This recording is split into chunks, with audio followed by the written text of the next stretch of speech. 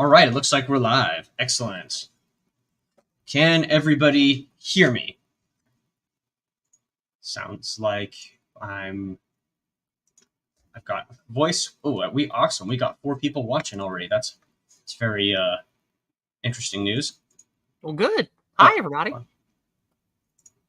Cool. And of course, I forgot to introduce her, but I have with me once again the amazing Yizz the Eunuch. Hello, Yizz. Hello, good to be here again. I had an absolute blast last time. Looking forward to more because I believe we have finally gotten to the Townhouse. Indeed, yes. The Townhouse is an excellent chapter. So without further ado, let's just go ahead and get right into it because it's something to to put it very nonchalantly. Oh, I can't wait. I didn't spoil myself and read ahead. I'm ready. Mm-hmm. Yes. So this is the events between March and June 1970. Right, so we're progressing along ever so slowly in terms of chronology. So let's go ahead and get right into it. That Friday, March 6th, the day they planned to bomb the Fort Dix dance, everyone rose early at the Townhouse. Terry Robbins and Diana Oughton disappeared into the sub-basement to finish building the bombs. Teddy Gold walked to the Strand bookstore, where he ran into Kathy Boudin's mother, Jean. Ted, Jean said, kissing Gold on his bearded cheek. She knew Gold stayed in touch with her daughter. Do you think Kathy will pick herself up and go to NYU Law School in the fall, she asked. No, Gold said, his voice cracking from a cold. Is she living in Manhattan? Sort of, Gold said. Jean Boudin rolled her eyes and smiled.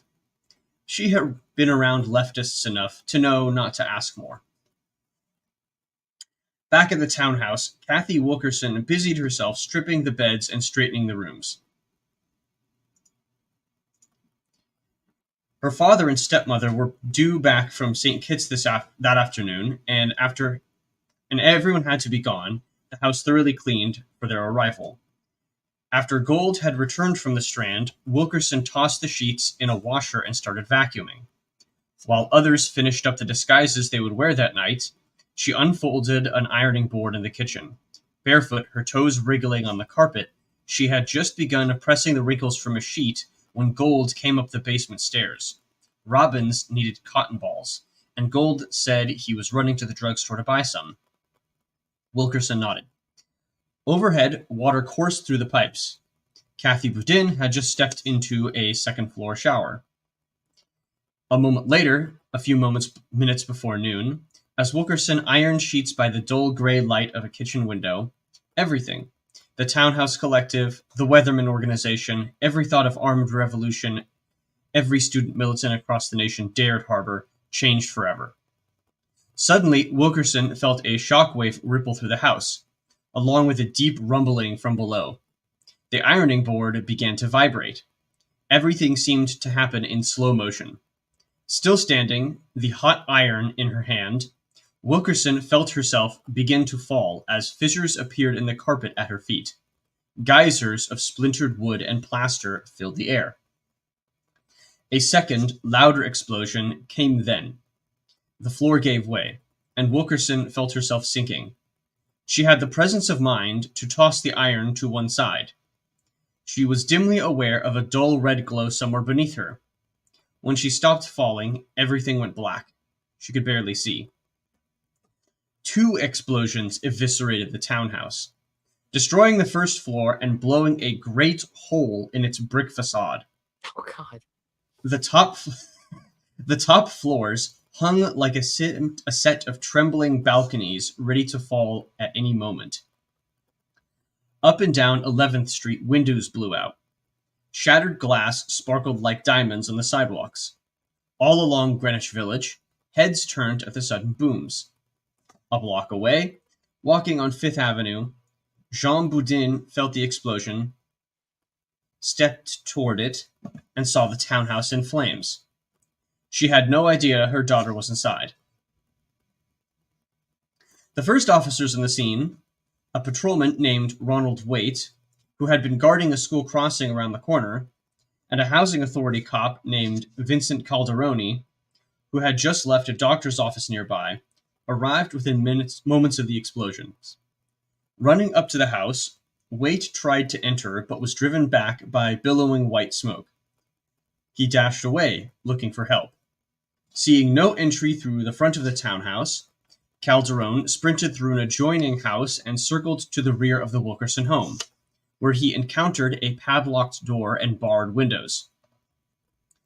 Inside, Kathy Wilkerson was regaining her senses. Miraculously, she was unhurt. Her face was coated in soot and dust. She could barely see. She was seized by the need to find Robbins and Otten. "Adam," she called, using Robbins' code name. "Adam, are you there?" Standing at the back door, Officer Calderone heard her words. As yet, he had no sense that a crime had been committed. His only thoughts were of rescuing survivors. Fearing that the building would collapse at any moment, he drew his service revolver and fired several shots into the heavy padlock. It did nothing. Just then, the house began to quiver, as if about to fall.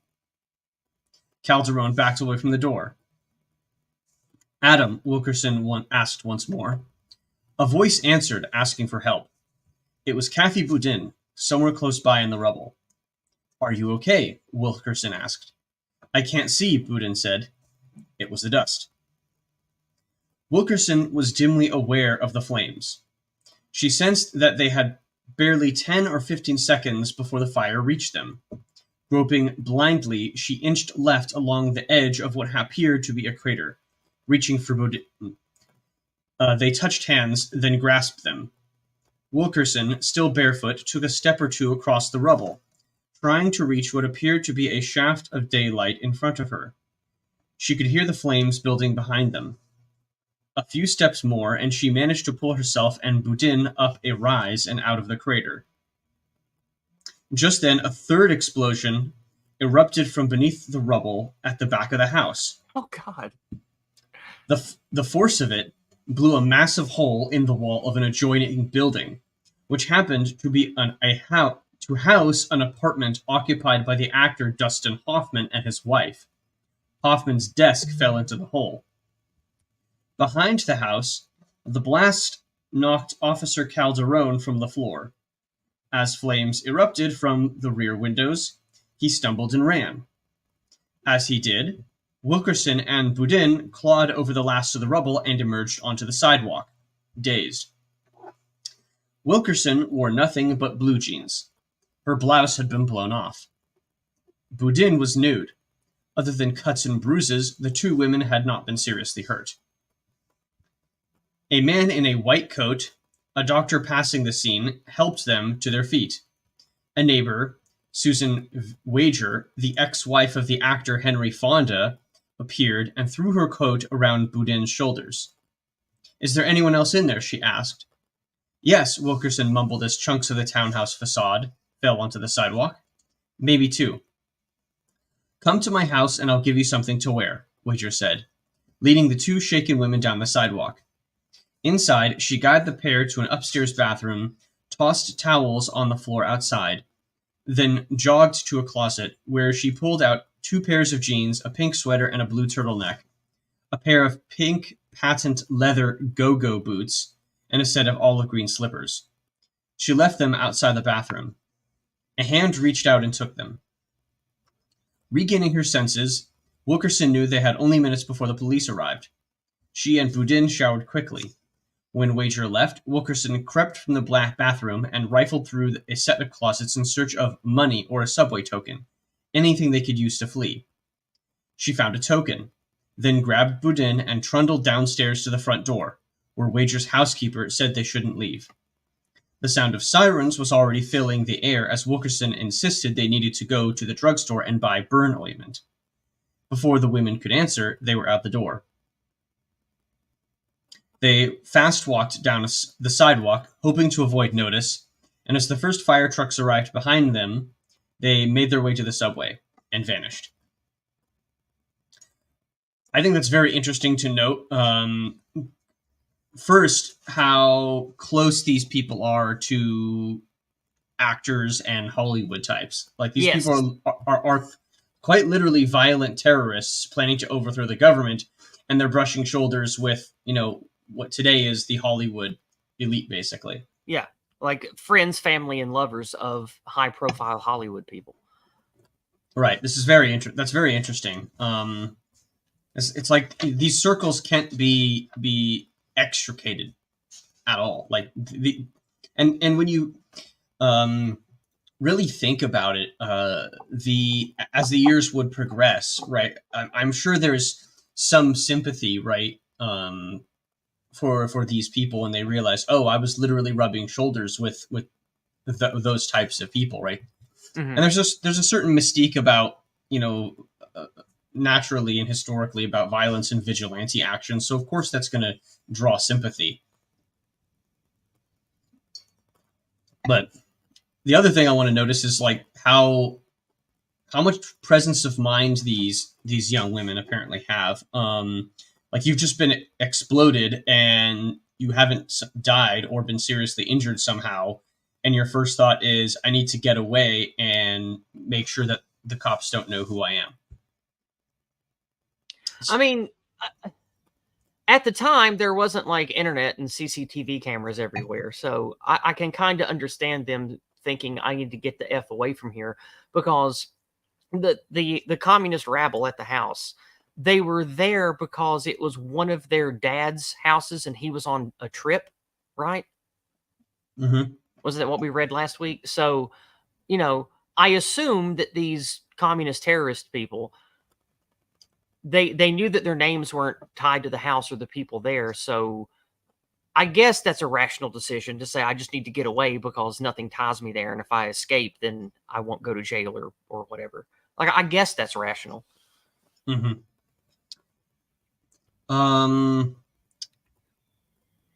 No, actually, it's this is Wilkerson's house, if I'm not mistaken. So yeah, Wilkerson does have ties to this place. Wilkerson's one of the ones that fled. Yes. Oh, yeah, I thought, okay, I got that backwards then. I thought Wilkerson was the one that was still in the house that the cop was seeing. That was a different woman. Well, it was Wilkerson throughout, basically, and that she was. It's confusing because she's using Robbins' code name. Robbins is the guy in the basement, I believe. Oh, okay, okay. Yeah, Terry Robbins and Diana Otten are in the basement finishing building bombs, right? And so Wilkerson and Kathy Boudin are upstairs doing, other stuff, and that's how they live, basically. Okay. So even though she is connected to the house and was supposed to be there, she just wanted to flee. Right. Okay, right. Then that's not rational at all. That's stupid. All right. Yeah. I mean, but then again, if it was her dad's house and she doesn't technically live there, then maybe she could get away with it. But they're going to definitely question the owner of the house, and he's going to say, "Oh, I'll let my daughter stay here for the weekend," or whatever. Right. Well, maybe not. Anyway.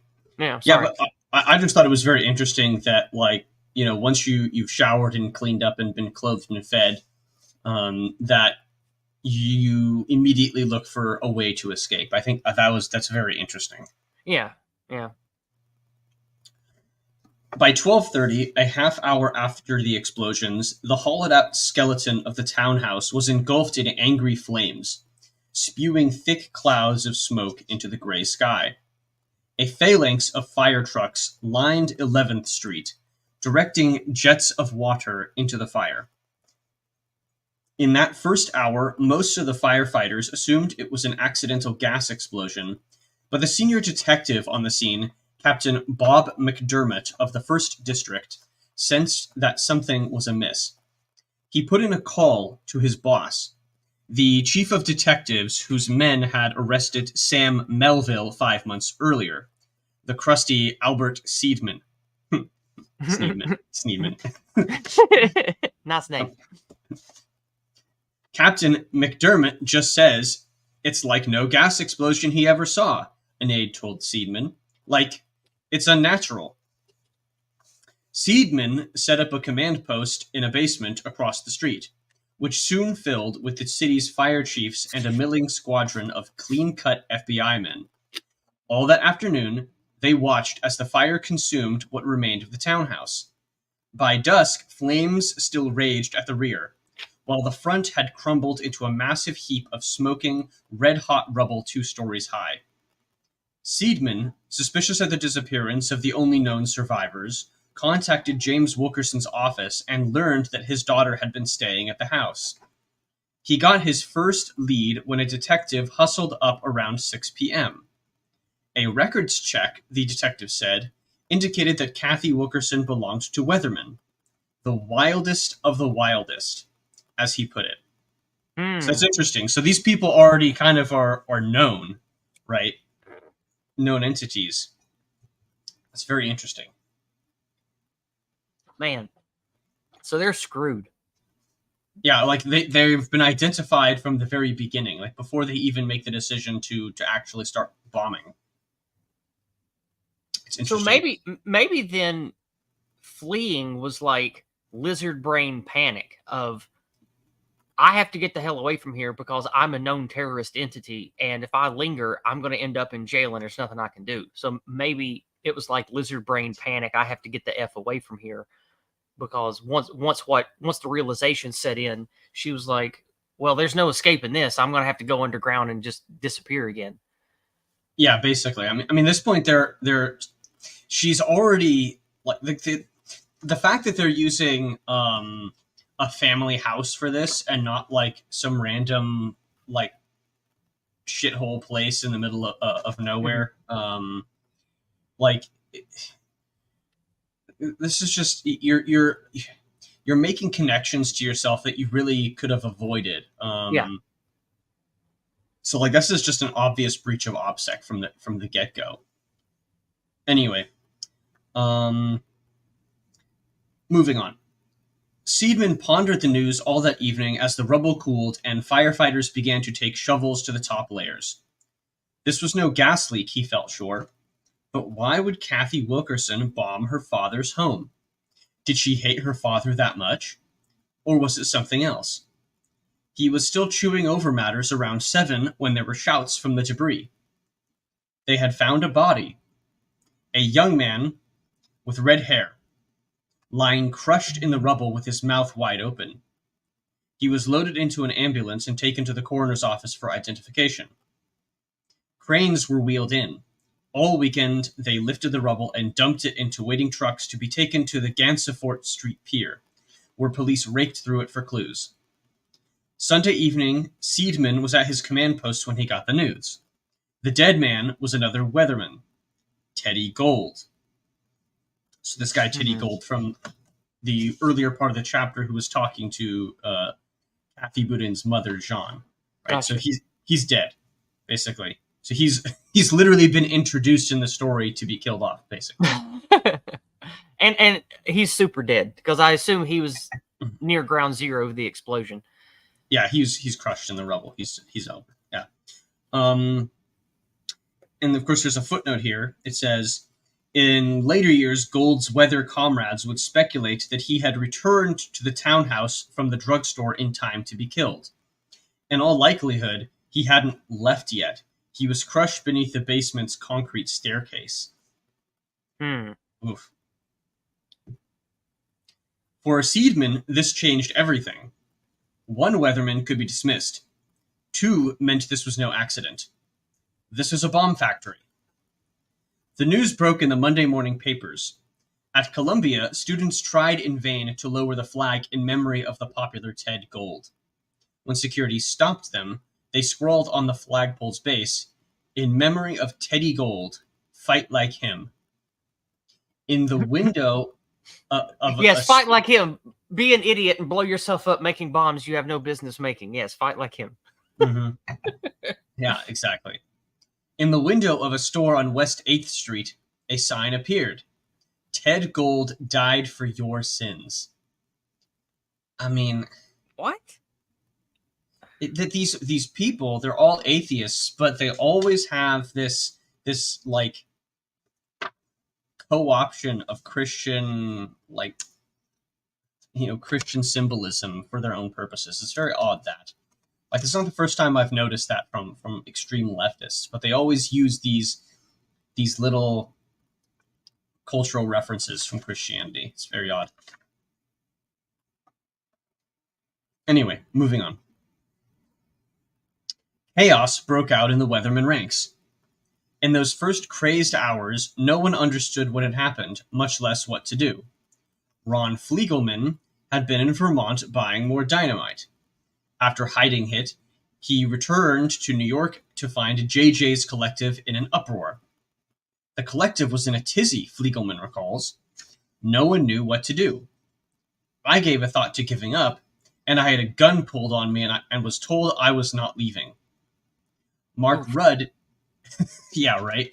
I mean, just imagine that. Like, maybe this is a little dangerous, guy. No. No, you must stay.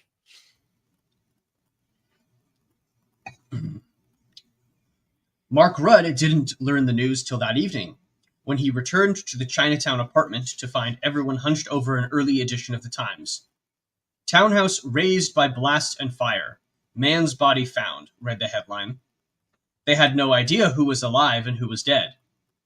Rudd ran outside to a payphone and with a single call managed to find Kathy Wilkerson and Kathy Boudin, who had most likely taken shelter at the Boudin's family house. He hurried over and heard everything from the two shaken women. Robbins and Diana Oughton were almost certainly dead.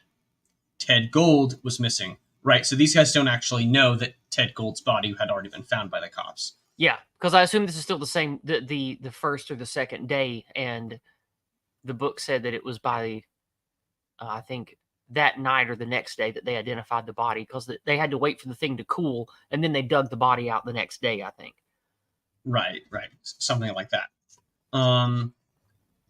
Right, so in any case, they said that that the news got out into the papers of Ted Gold's death on the Monday following the event. So, in any case, okay. All night, Rudd worked the phones, rounding up the other members of the Townhouse collective. Everyone gathered the next morning at a coffee shop on 14th Street. They were in shock. For the moment, Rudd concentrated on logistics, making sure people had safe places to stay. A few days later, he managed to herd them to upstate New York for a day of shooting practice, just to get them out of the city. Outside New York, most weathermen heard their news on their car radios. Most knew only that there had been an explosion. Out in Denver, David Gilbert heard it had been a police attack. We were just like, oh my God, Diana Oughton, Teddy Gold, remembers Joanna Zilsell. Then a teenager in the Cleveland collective. I mean, this is such a strange name, Zilsell. I know. It sounds like something I'd read in like a 4X game. It's like the name of an alien species or something. Yeah, like a villain's name, Yeah. like a mad scientist. Yeah. evil wizard name. I swear there must be some like name physiognomy or something. Yeah. I was just thinking that too.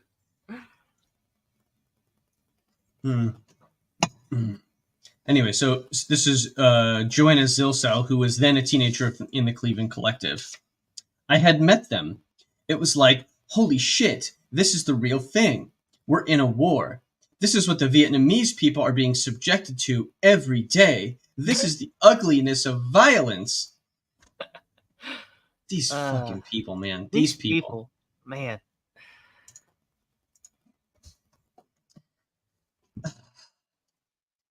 A crane was still gouging out loads of debris Tuesday morning when one of Seidman's detectives, Pete Parada, thought he saw something. He held up his hand for the crane operator to stop. The man jumped to the ground alongside him. Is that? He asked. Holy Mary, Mother of God, Parada breathed. He summoned Seidman and a group of FBI men from their command post. There, hanging from the teeth of the bucket, were bits and pieces of a human body. An arm with no hand. a shredded torso, a set of buttocks, a leg without a foot, all of it studded with roofing nails. Oh, God. They looked for a head, but never found one. The coroner would later identify the remains as Diana Auten's. It's a footnote. Detectives A sifted through footless note. Yeah. Jesus God.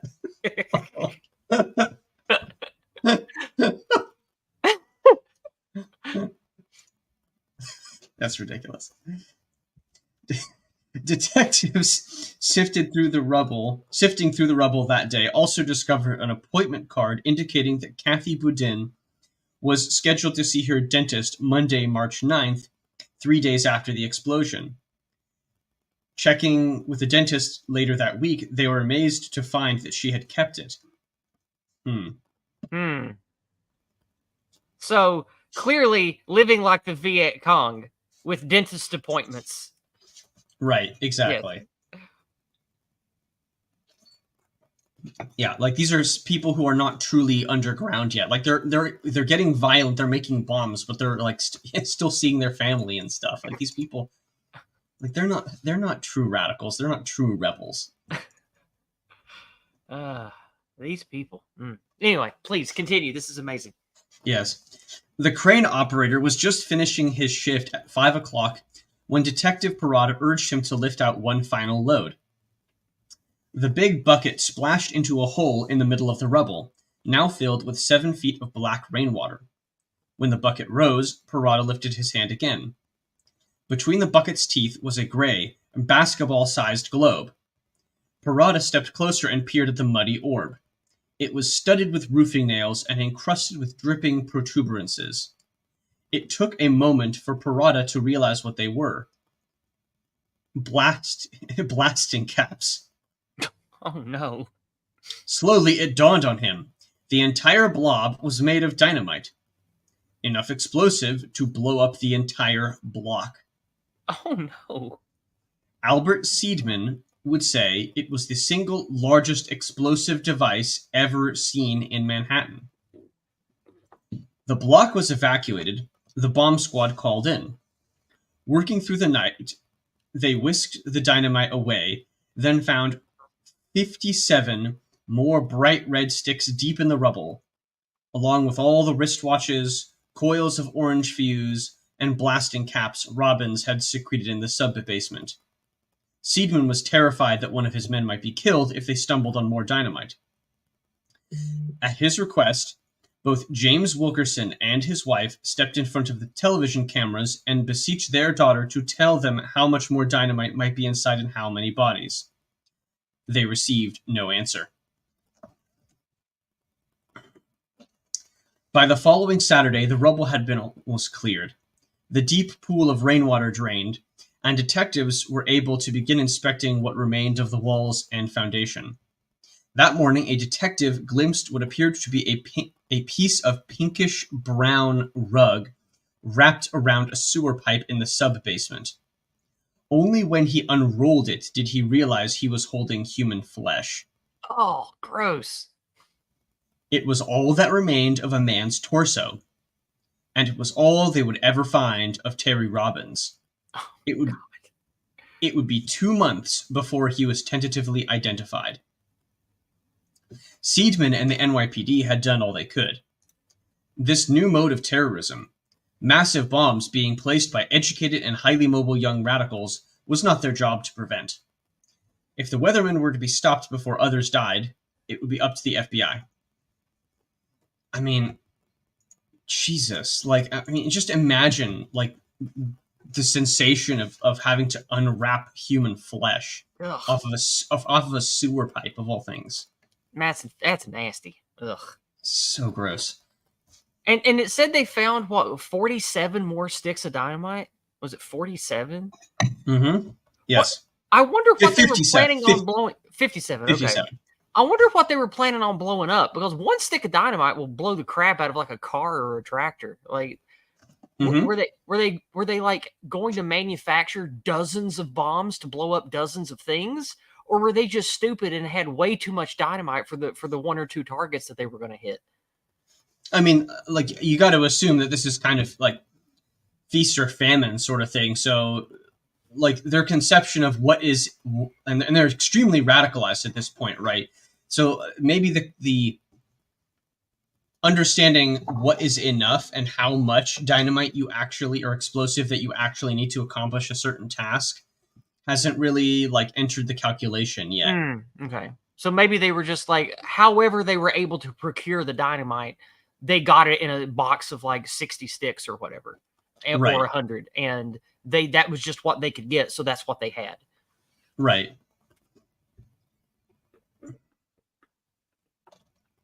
Dynamite is volatile and dangerous, man. Like, that's Oh yeah. it's kind of a miracle that the rest of it didn't go off, I guess. I don't know. Yeah, that is insane, because if you gotta imagine, like, this other bomb that they had and that they found, and the other 57 sticks of dynamite had gone off. I mean, like, Kathy Wilkerson and Kathy Boudin just would have suffered the same fate as Diana Autzen and Terry Robbins. And it could have even killed people in neighboring buildings, because that much dynamite that close together going off, I mean, that could shatter the walls and blow up and kill people in neighboring buildings too. That's a shitload of dynamite. Oh, of course. Of course. There certainly would have been collateral damage, like, no doubt, if all that stuff had gone off. Man, that's just wild. Now, I have a question. The sphere with protuberances and blasting caps in it, like, what were they making a mine? Were they going to like try to float that in the bay and like try to blow up a ship or something out in the water? Like, what were they doing with all that? Or is it just that's how it ended up in this mangled sphere of parts? Like, I didn't really understand that part of the reading. As far as I can tell, and the text later on says that basically it seems that this is just inexperience, right? So they're just, let's make a bomb, let's make it bigger and bigger and bigger, right? Let's just attach all sorts of explosives, and of course, like it mentioned earlier, this guy, Terry Robbins, like, he doesn't know explosives. He doesn't really know what he's doing. So it was a Frankenbomb. It was Babby's first bomb. Yeah, exactly. Oh my God. These idiots. Jesus.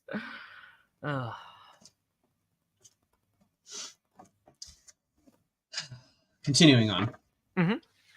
On Sunday, March 8th, 2 days after the explosion, President Richard Nixon met with the FBI's aging director, J. Edgar Hoover, and White House staffers in the Oval Office. Nixon was alarmed at the spread of radical bombings, and not simply those attributed to Weatherman. Every day that winter seemed to bring a new incident of radical violence. Random bombings from Rockefeller Center to San Francisco, shootouts with Black Panthers in Chicago and elsewhere. The Townhouse appeared to confirm the FBI's worst fears. Further, Nixon lectured Hoover, it was only a matter of time until Weatherman or some other radical group tried to assassinate him. Nixon said he wanted everything possible done to end the Weatherman threat.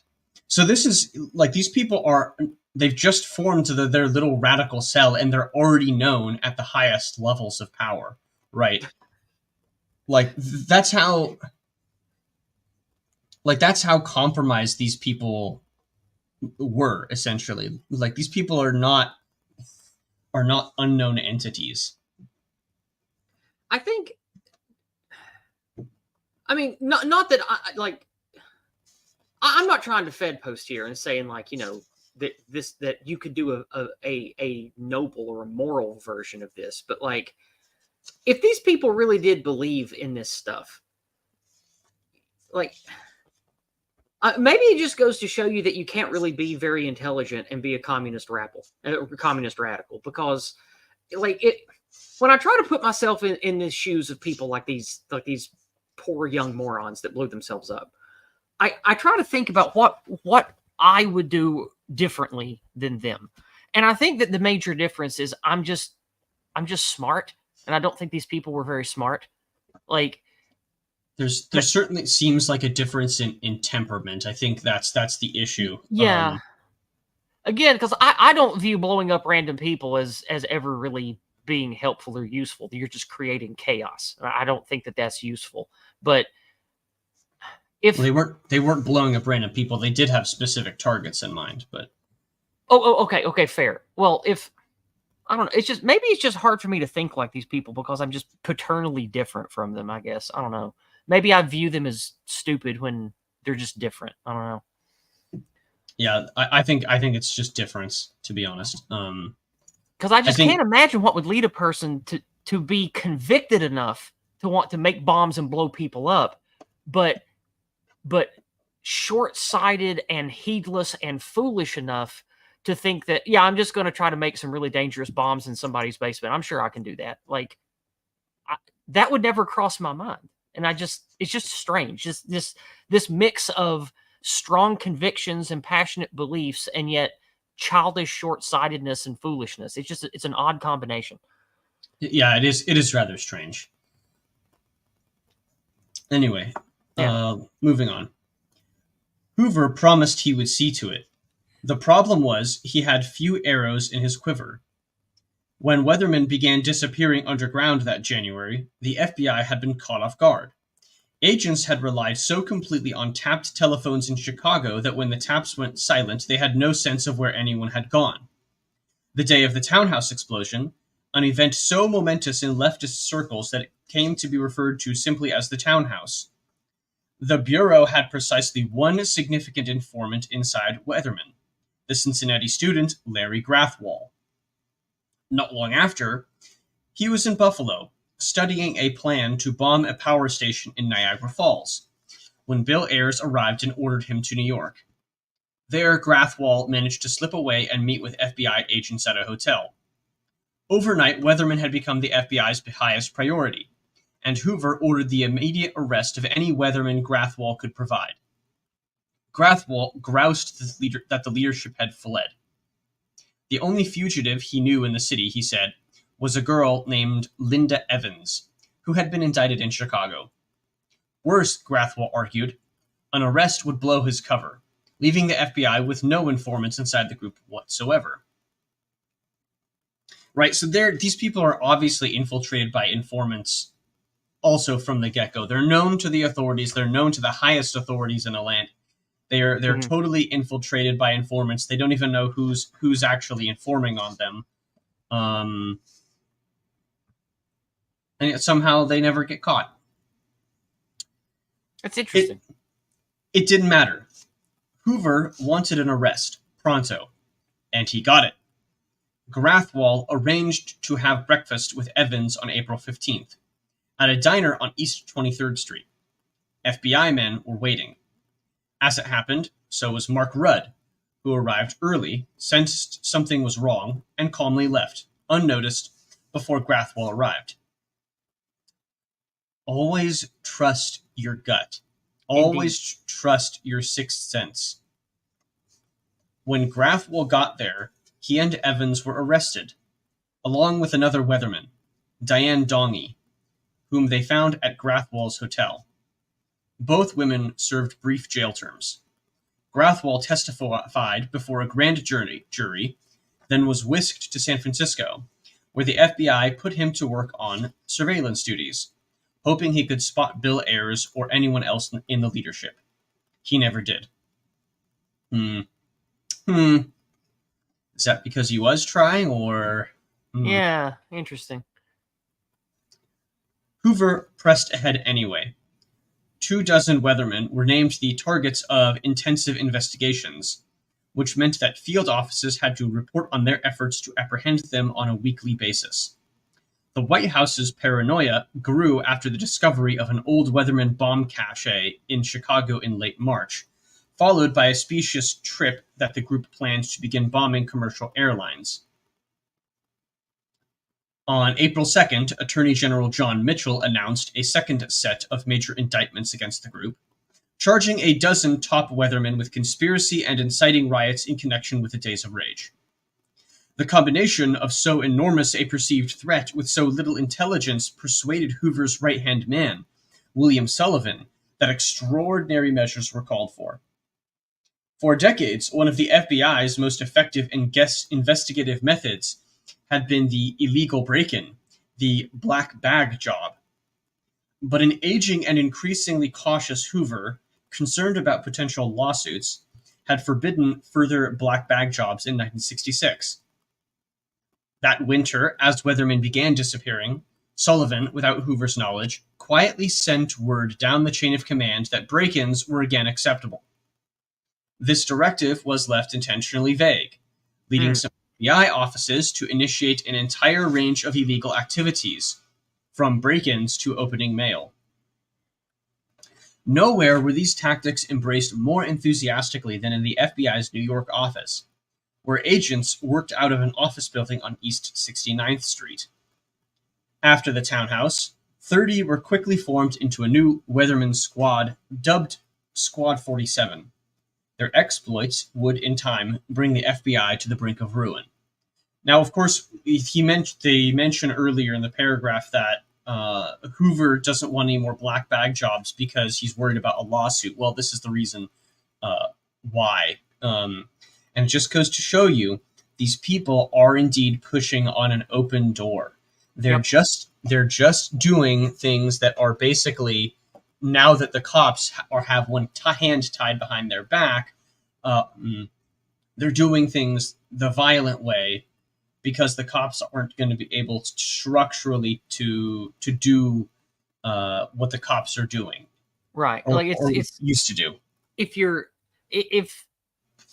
the open door thing here is, the law enforcement is hampered by lawsuits, and while yes, it might be technically illegal or unconstitutional to do black bag jobs, break and enter, spy on American citizens, some people in law enforcement feel like that is necessary to prevent terrorism, but they've got their hands tied by, I guess, bureaucratic fear of lawsuits.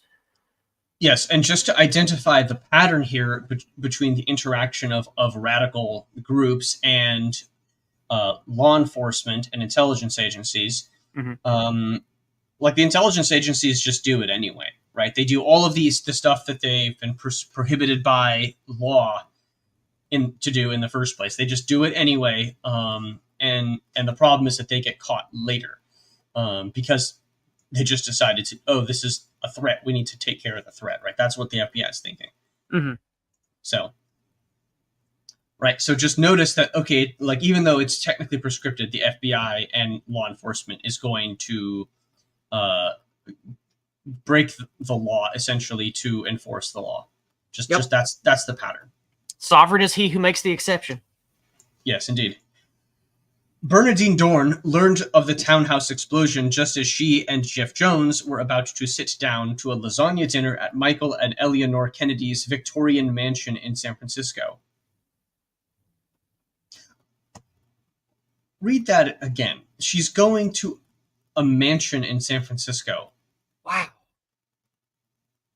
This is almost like reading a Pulp Fiction novel. Like, but this is real. It's wild. Yes. I mean, this. You see why I wanted to cover this work and why I wanted. This is something else, man. This is a good find. Putting down the phone, Dorn motioned to Michael to join her and Jones in another room. After a moment, they emerged. Dorn kissed Eleanor goodbye, and she and Jones disappeared into the night. It took days to grasp it all. Terry, Diana, Teddy, all dead. So she got the notification when she's sitting down at dinner in a fucking mansion, like at a mansion. Like, yes, dear. Enjoy your filet mignon. And while the servants are out of the room, let me tell you that 3 of our communist terrorist allies have blown themselves up in a townhouse in Manhattan. Yes, I mean, like, it's unreal.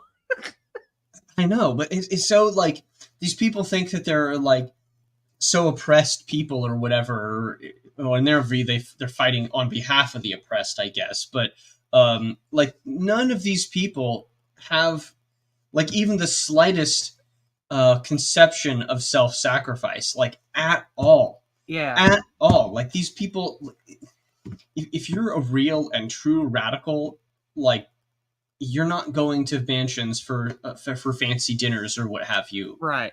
You know, you're gonna Uncle Ted it up in a little cabin out in the middle of nowhere. I mean, either that or yeah, you're just going to be like extremely like impoverished, basically. Like that's what a true radical looks like. Yeah. Somebody who actually sacrifices for things. Mm-hmm. Anyway. It's weird how these people are like both LARPing and not LARPing at the same time. It's weird because like in one way they're like just like vapid LARPers, but they actually did build bombs and plan to kill people. It's very weird. It's very weird. Right. Yeah, it is extremely strange. I mean, it probably adds to their mystique as well, right? Like it's hard to really get an understanding of this, and that might just be why, because it's kind of ambiguous. Mm-hmm. Anyway, back to the mansion in San Fran. Yes. Let's see. It took days to grasp it all. Terry, Diana, Teddy, all dead. Dozens of members had scattered and were nowhere to be found. The damage was incalculable. More than a few inside the organization felt that Weatherman would never recover. Others believed it would simply cease to exist. After the Townhouse, it was just complete chaos, Kathy Wilkerson recalls. There was no plan, no reality, zero. When reality hit, the leadership was completely unresponsive for 3 or 4 weeks. Hundreds of people just disappeared. They were gone. Weather evaporated. It basically ceased to exist. Only later were some people contacted and brought back. Others, they were never found. Okay, so you've already undergone the process of military recruitment and training and having the tap on your shoulder telling you, hey, we want you to come be on our team, right? Earlier from the days in Chicago. Yeah. Mm-hmm. And now you have an even smaller whittling down of the group of people who are actually prepared and willing to do real violence and to suffer real consequences. Yeah.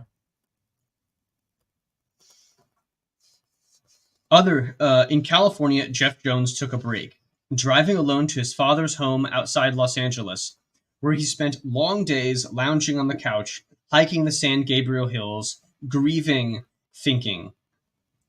In the end, he decided he knew 2 things. He remained dedicated to the struggle, and he didn't want to die in some dank basement as the others had. When he returned to Sausalito, he sat atop the houseboat with Dorn and talked. These people have a fucking houseboat. What the fuck? Yes, I must fight on the behalf of the poor. I am the champion of the poor. I am Robin Hood. Now let me have brunch at this mansion and go chill on my houseboat. These people. Wow. Oh my god. I hate these people so much. Yes, these people are so ridiculous. Like, no, you deserve to work as a fucking barista at Starbucks for the rest of your life because this is what you're actually worth. You're not worth a mansion and a houseboat. Yeah.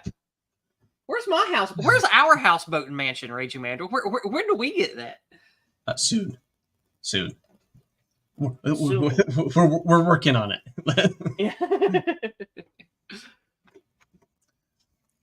If weather was to live on, Jones and Dorn agreed. Changes were needed. They made 3 decisions. One was on a strategy going forward. This they kept to themselves for the moment. The second was to gather what remained of the original 11 Weatherman signers and present their new vision. If things went as planned, they wouldn't need to announce their 3rd decision. It would be clear. Because there, atop a houseboat in Sausalito, Dorn and Jones had decided to take control of Weatherman. The call went out. In 1s and 2s, many of the remaining cadres began to trickle into the Bay Area over the next few weeks. Most were now officially fugitives, having failed to show up for court appearances on the Chicago indictments. Bill Ayers used a stolen credit card to rent a car and drove across country with JJ, who spent the trip arguing the need for more and larger actions. After a month lying low in Philadelphia, Mark Rudd borrowed money from his parents and flew west, as did Kathy Wilkerson and Kathy Boudin. they flew. They were on airlines. I mean, gosh. So if they're so these people were known entities that were ducking indictments and court hearings and still bought plane tickets and flew.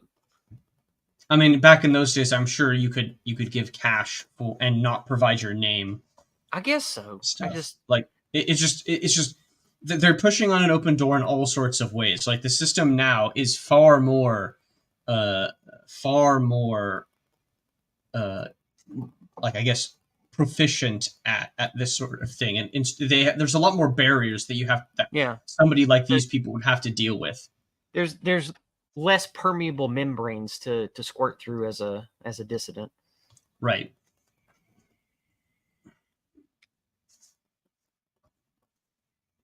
Also, I'd just like to point out, being stuck in a cross-country road trip with two communists arguing about communist action, that sounds like a special kind of hell I hope I always avoid.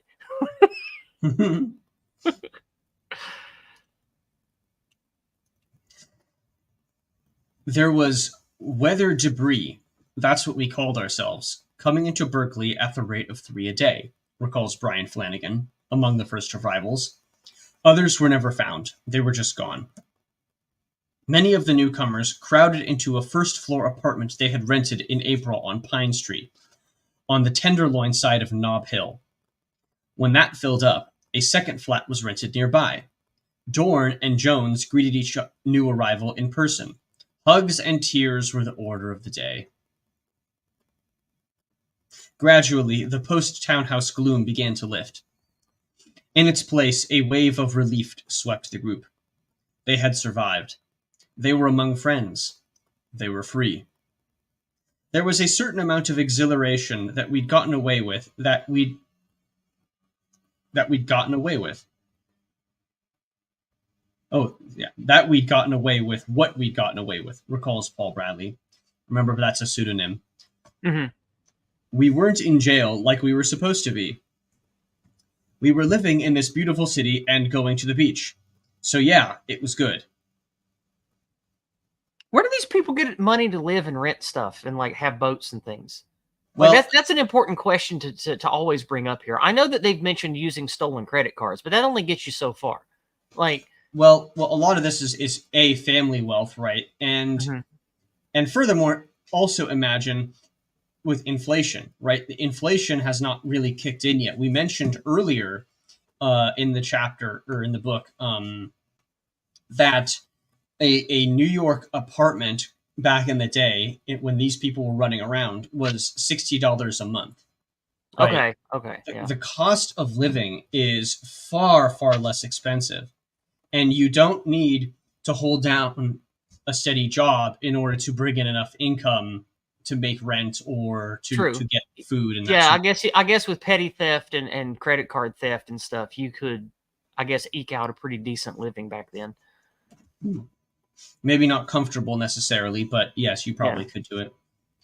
It makes me wonder though, because if they're connected to Hollywood elites, if they're connected to wealthy people that like have townhouses in Manhattan and mansions and houseboats, it makes me wonder, going back to the pushing in an open door thing, like I wonder how many people in the chain of government and FBI agencies and in the Hollywood and New York City elite, I wonder how many of these people were not willing to do the communist terrorism stuff, but were willing to fund it and turn a blind eye to it within the higher ups and the upper crust of society. I wonder. Oh, certainly. And you can't ignore the possibility of state action either, right? Mm-hmm.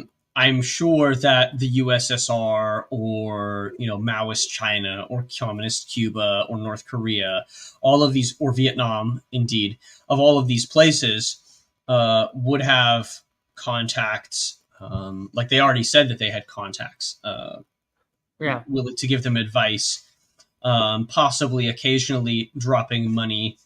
And of course, whether that money is from like private people or state actors, it kind of doesn't matter. They are receiving some kind of support, right? It's very clear that they have support. Sorry for the interruption. That's where my mind was going with that. Mm-hmm. I mean, it's not wrong. You're absolutely not wrong. Especially course, with how well all of these people evaded the authorities. Like, I know that back in the day it was easier in a way. I get that. But still, if these people are known terrorists to Chicago, New York City, the FBI, and the freaking president at the time, it seems odd that they were able to just be incognito and unseen and unfound for so long, so many of them. I don't know. It's just, does it speak to they had assistance more than it speaks to incompetence and low manpower? Or is it both of those things together more like, I don't know. That's where my mind goes to this is why are they allowed to keep doing this stuff and flying on planes and having dinner and having dentist appointments and shit? It's just weird to me. Something's off about it. Yeah, I would say that it's very clear that they realize by this point that the system favors anarcho-tyranny, and that's basically what they're doing. Yeah. So I don't think that's beyond. It's very clear that they recognize and realize that is precisely the dynamic that's playing out here. Is, oh, well, yes, the police force exists. Yes, it's chasing after us, but we're still getting away with stuff. So yeah, and it also I guess is a point towards just the general idea of like when ideas time has come, it's almost unstoppable. Like these people are just known, and somehow they just don't ever get caught, and nothing ever bad ever really happens to them from the cops, and it's just. It's a different game now, though. Like, now you can say the wrong thing on Twitter and get a knock at your door from the UK police. Like, it's a different day. Oh, yes. It's a totally different game. But that's because these people are in charge. Yeah. And unlike in past eras, like these people are all in positions of power and authority, and like it's also very weird, right? Because I imagine there's a generational thing with this too. Like the older generation, like the J. Edgar Hoover and the Nixon, who are like, red baiters, like extraordinaire. Like those people are all nearing retirement, and these people are coming up. So like there's definitely a generational aspect to this, where the older generation gets exhausted and eventually they die off. They have to quit working, and they're no longer able to occupy the position as elite, which allows the elites to change over on a generational level. Yeah, so there's that too. Yeah. Yeah. All right, moving on. This new incarnation of Weatherman began to develop a style sharply different from its Midwest and East Coast origins. As wonky student leftist, SDS members had dressed conservatively by 60s standards. The men had short hair. In San Francisco, many Weathermen finally came face to face with what they insisted on calling youth culture. That is, hippies, adorned with long hair, beards, beads, and bell-bottoms. In barely a year, while the Weatherman leadership had been consumed with purges, riots, and bombs, these shaggy kids seemed to have taken over a series of ever larger anti-war demonstrations. Sensing the change, and needing to blend into the Bay Area's laid-back left, the Weathermen embraced the new look. Jeff Jones took the lead, growing a bushy beard and donning a leather cowboy hat. He acquired a pickup truck adorned with a large red rose and named it Susie Q. After the CCR song, of course. Oh, certainly. And the red rose is associated with communism. Yes, it is. Bill Ayers sported a leather vest and beads with no shirt, while Dorn wore Grace Slick-style fishnet tops with no bra. A look that, if nothing else, kept men from staring at her face. The new hippie vibe tended to unsettle their militant friends back east. It didn't seem like the California people had a different style, recalls Jonah Raskin, who visited Dorn and Jones later that year. I mean, no one in New York was driving around in a pickup truck with a red rose. Others, however, sensed that the change was needed. People had been overheated, in Chicago, remembers Rick Ayers, Bill Ayers' brother, who had left the army to join Weatherman. And before long, they realized we had to calm down. Be cool. Think. Plan for the long term. The weird thing was, being underground, suddenly everyone was a lot calmer. A lot more zen. It was like, let's have another cup of tea. Chill out. Relax. We took our time. And I just wanted to say, because this is in my notes in the margins here, this is a very similar approach to how people on our side of things reacted to Jan 6th. Yeah. Where they basically just, let's watch another episode of Mr. Man. Let's go watch some Thomas the Tank Engine. Yeah. Very odd happenings indeed. While the leadership regrouped in San Francisco, what remained of Weather's underground structure collapsed as quickly as the townhouse itself. It was crazy how many people we lost, recalls Brian Flanagan. I remember asking Jeff Jones at one point, what happened to Denver? And he kind of sighed and said, those people are so far underground, they don't even know they're still members. The Midwestern tribes, Cleveland, Pittsburgh, Buffalo, simply disappeared. Scores of Weathermen found themselves cast adrift, still committed to armed struggle but unable to regain contact. The teenaged Joanna Zilsel and a girlfriend left Cleveland and headed for California, with vague plans of finding other Weathermen. They never did. Zilsel ended up in British Columbia, where she lives to this day. Many settled back into normal lives within the movement, where they would form a bulwark of Weather's above-ground support. But others refused to give up. One or two, such as Seattle's Quarter Moon tribe, later forged ties with Weather, functioning as minor league affiliates. Still others struck out on their own. A group of veterans of the Weather Collective in Milwaukee formed around a young activist named Judith Cohen and two others. They had all been purged but kept the collective alive in hopes of regaining the leadership's favor. We decided to form a purgee group, Cohen recalls.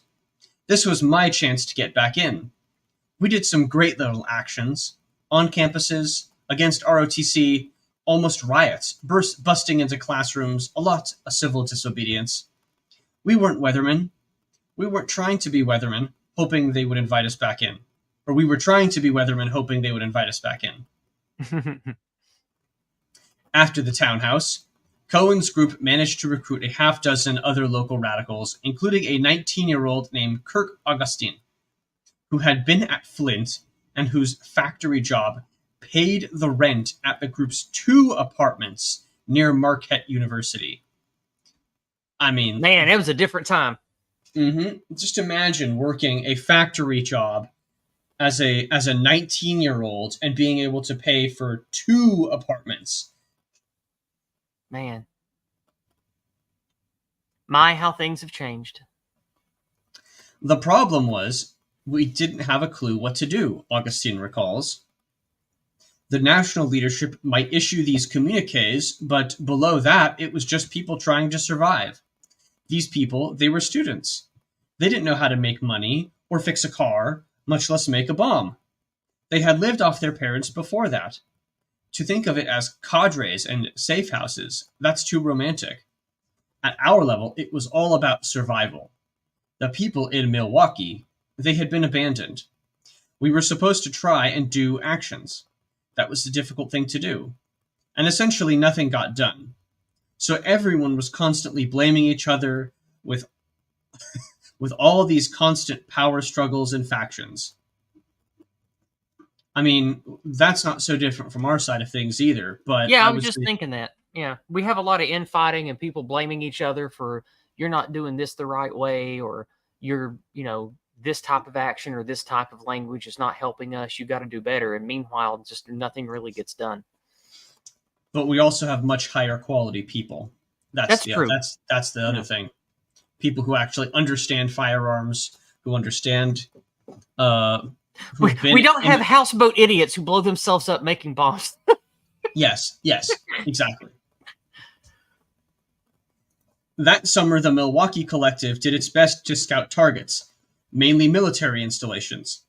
Several in the group went so far as to steal dynamite from a site in Lexington, Kentucky that August. Augustin, now a software engineer in Oregon, software engineer? Really, you don't say. Augustine demurs on when asked whether that was true. Let's just say it wouldn't be that hard to do, he says. Getting explosives was easy. And I have written in the margins, open door, in all caps. Yeah. We stole it from a quarry, says Judith Cohen, who met the raiding party in St. Louis and ferried the dynamite back to Milwaukee. But once we got back, we didn't know what to do with it. We had to go to the library to read how to, make something out of it. I was torn. I remember this one guy who knew what we were doing. He asked me, does it matter to you if you blow up innocent people? I mean, you're keeping dynamite in a house. This could go off and people could die. What the fuck is the matter with you? Don't you have any morals? My jaw just kind of went up and down. I really hadn't thought of it that way. The whole thing was just unreal. It was like we were kids play acting. It was real and not real. It's kind of like what I said earlier. They were both LARPing and not LARPing. They just kind of stumbled into this, and it's like I'm reminded of the phrase arrested development. It's like these people had wealth and privilege and parents and family that provided everything for them. And then they got their heads full of communist lies. And they, I suppose, because of lack of whatever, maybe bad parenting mixed with an empty society and materialism, they wanted something to feel like they mattered and were doing something truly great. And it is sort of like a child picking up a stick and pretending to be King Arthur and fight a dragon, but you're just swinging a stick at a bush. Except in this case, they're playing with dynamite and killing people. Yeah, I mean, they're LARPing for sure. Like this, it's a huge LARP. But it is funny to see these people understand that, like, the unknowable nature of reality, this pseudo reality that they have, right? Mm-hmm. And they can perceive of it and recognize it for what it is. So it's very interesting for that they have this self perception even. Yeah. So they consciously understand what, like, the dynamic of what's happening. In the event, the collective couldn't bring themselves to actually bomb anything. The only explosions they triggered, Augustin recalls, came during training sessions in the Chequamegon Nicolet National Forest. Where is that anyway? It might be in Milwaukee, because they said they took the dynamite up there, and it sounds like a name that would be in the Great Lakes area, so it might be up there. Yeah, chat, if you could Google that for us, that would be appreciated. Well, I can do it since you're reading. Can you spell it for me? Yeah, Chequuamegon.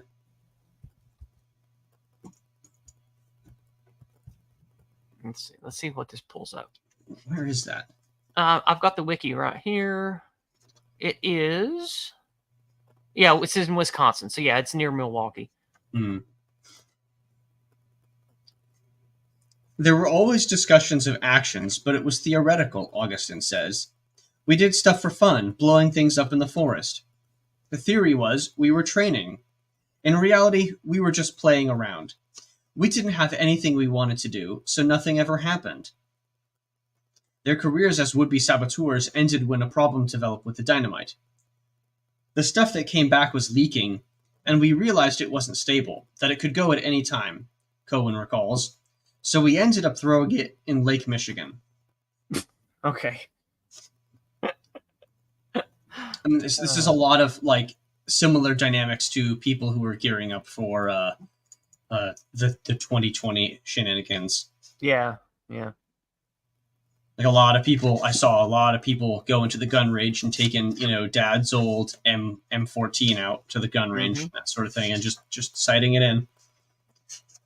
Like that, I don't know. Like I understand that the concept of, wanting to be ready for in case things happen.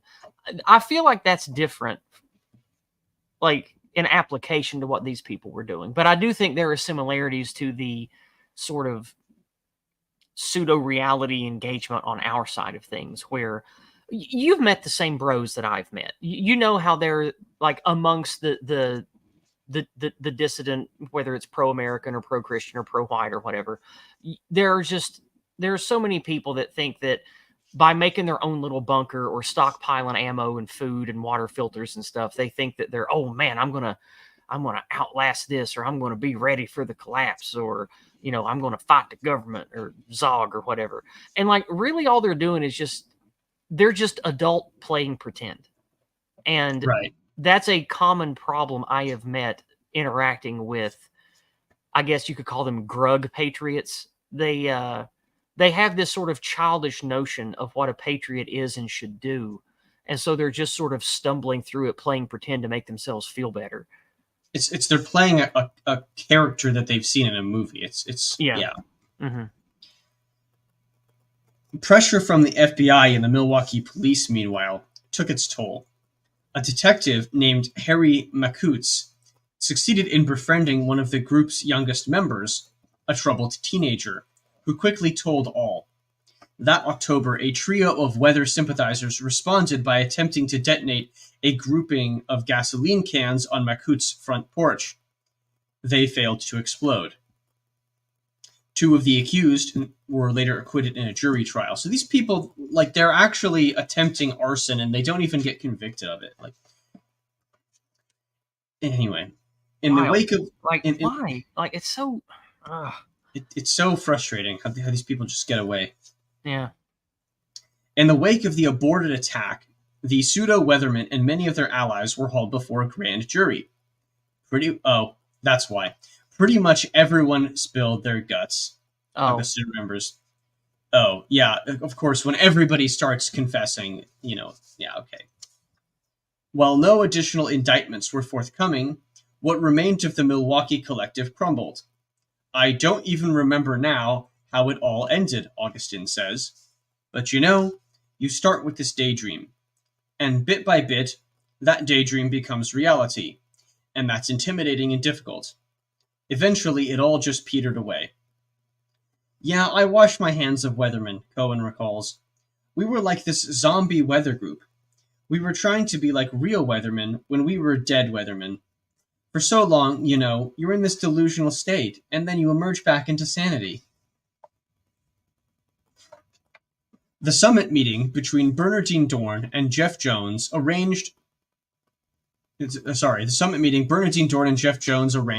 place in mid-May at a remote beach house they rented outside the Northern California town of Mendocino, a haven for hippies and marijuana growers 150 miles up the coast from San Francisco.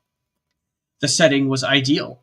A large, sunken living room lined with low couches, with bay windows overlooking the ocean, just the spot for the healing and quiet reason the two were counting on.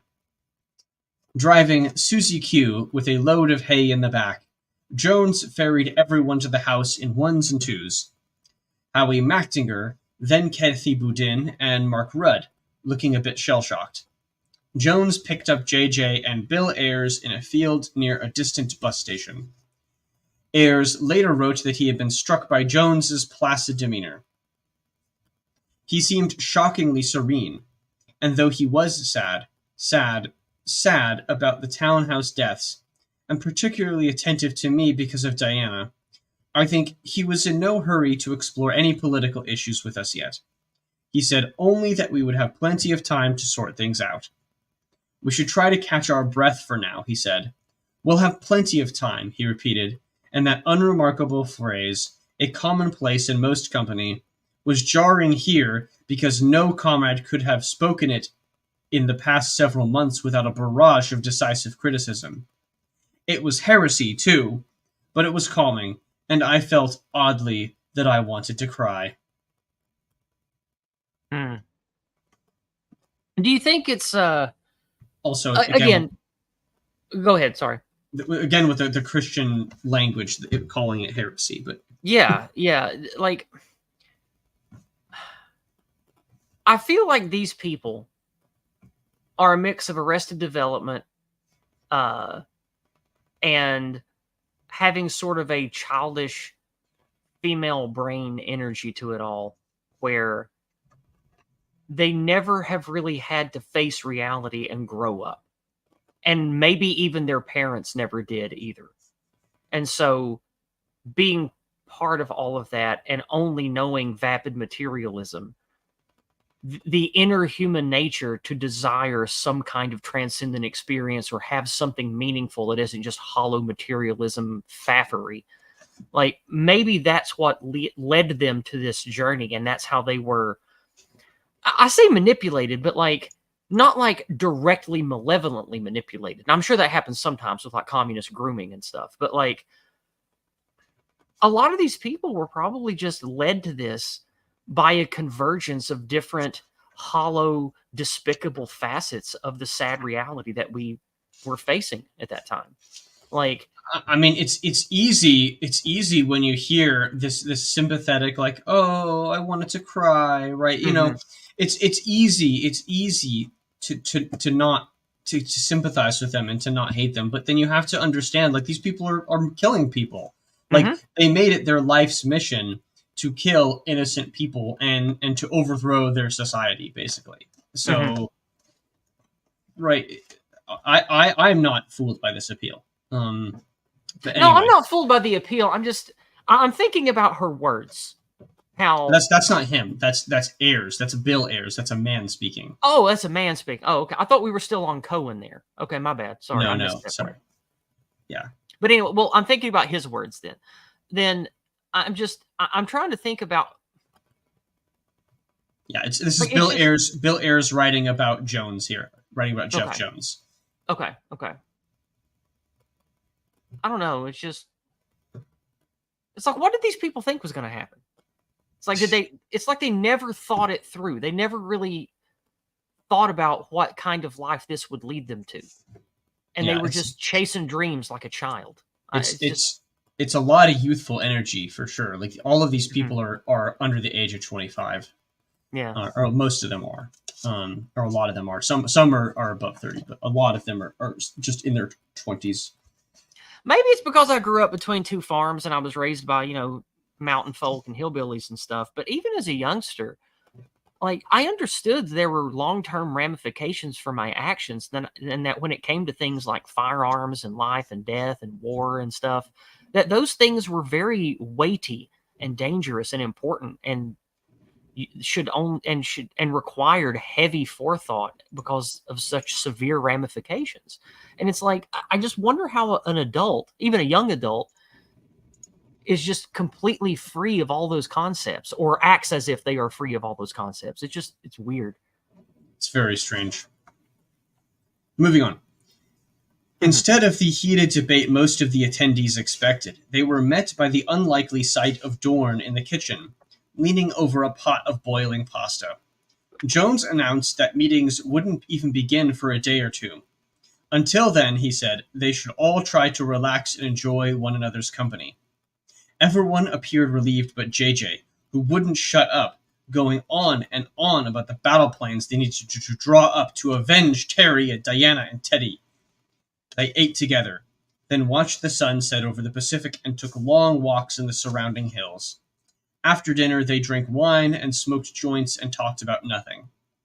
Both Dorn and Jones paid special attention to Ayers, who was keyed to their plans. Dorn took him for a walk and cried. Jones took him for a stroll alongside an adjoining cliff and said, Bill, your best friend just killed your girlfriend, and it's okay for you to be angry about that and mourn. While personal issues were important, everyone understood that there were larger issues on the table. It wasn't just studying their mistakes. In the 4 months since they had closed the SDS office, change within the movement had accelerated. Everyone felt it. On April 30th, 1970, President Nixon had announced that the United States was in invading Cambodia. The campuses exploded. On May 4th, National Guardsmen at Kent State University in Ohio fired into a crowd of protesters, killing 4. Protests grew so widespread and so virulent that more than 500 campuses were closed. But what struck many observers, especially those in Weatherman, was not what protesters were doing, it was who they were. Hundreds of thousands of hippies and freaks were pouring into the movement, transforming it into something new and unfamiliar. What remained of the new left was being lost in a sea of tie-dye and LSD. If Weatherman was to survive, it would need to swim with the new tide.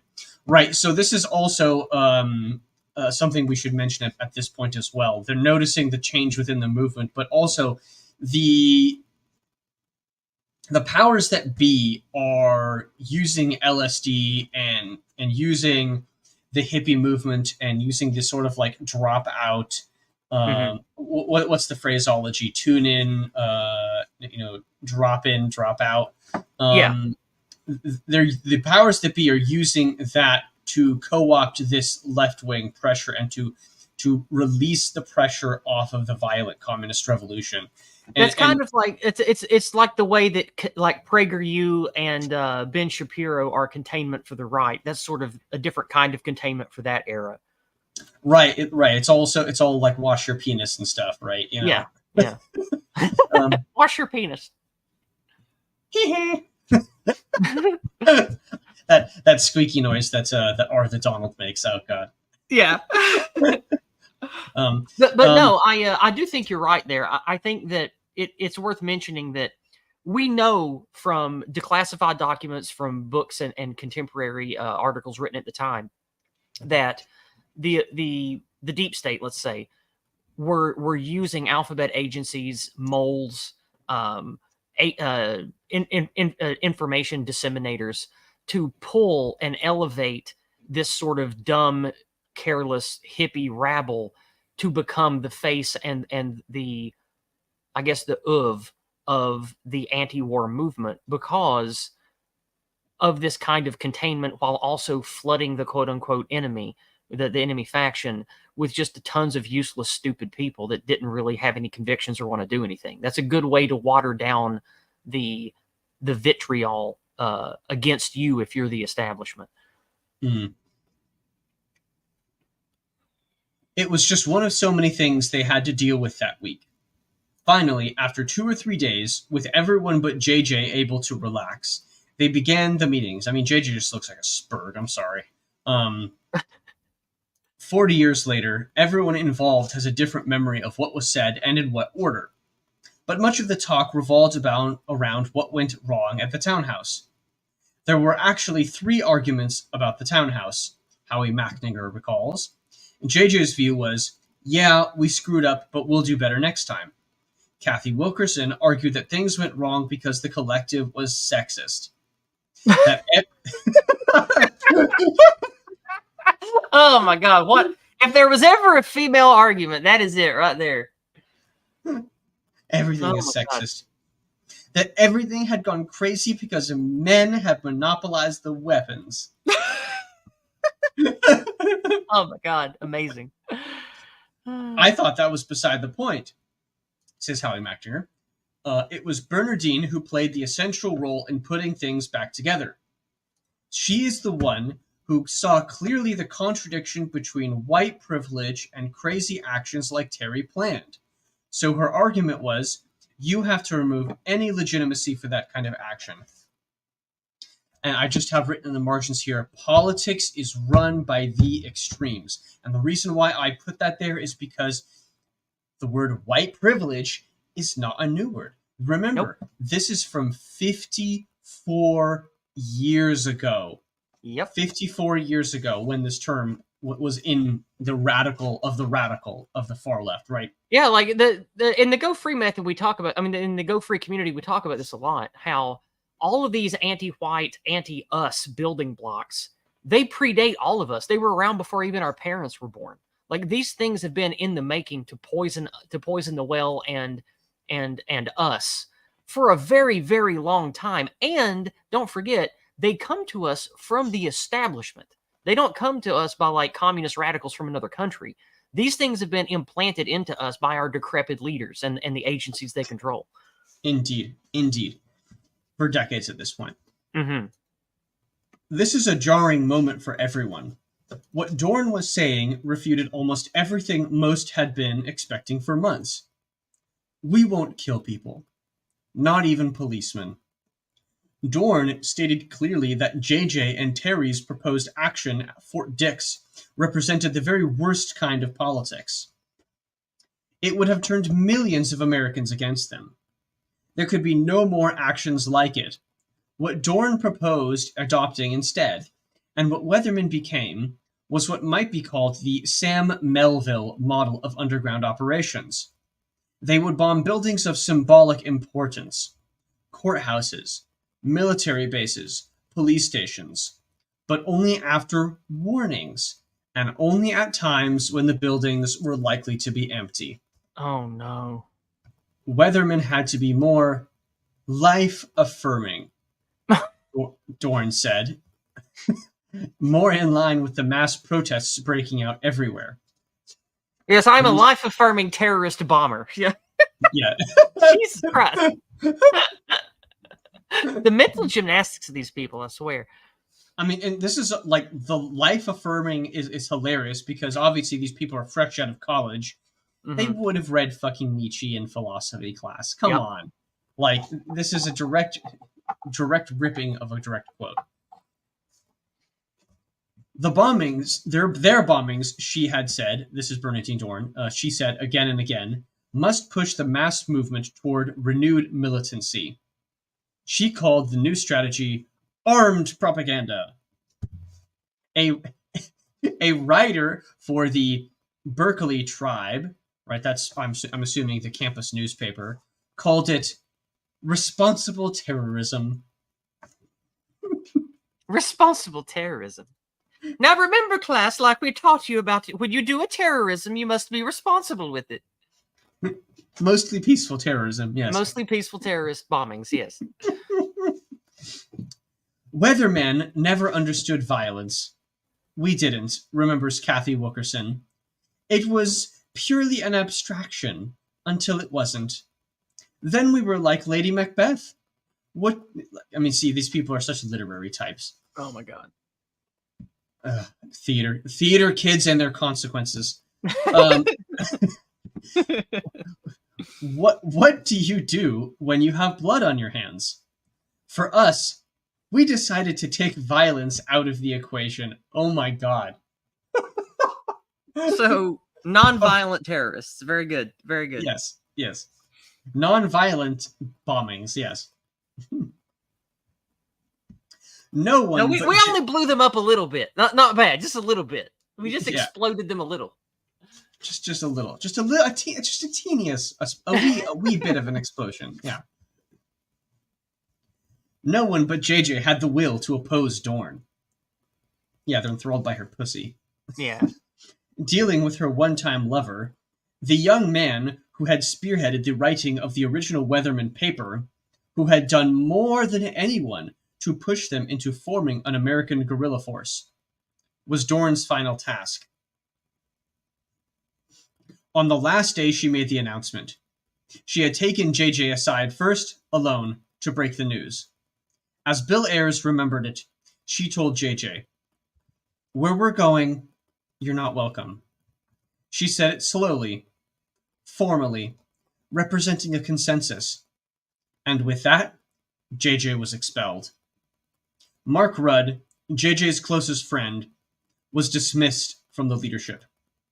He would be allowed to stay on as a cadre in the San Francisco tribe. That night, Rudd and JJ retired to a bar in nearby Fort Bragg, where they drank and played pool. JJ was surprisingly sanguine.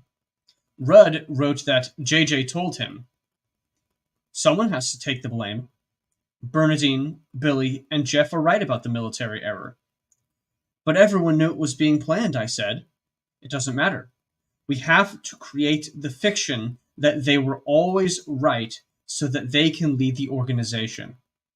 Wow. Wow. That's some real psyop shit right there.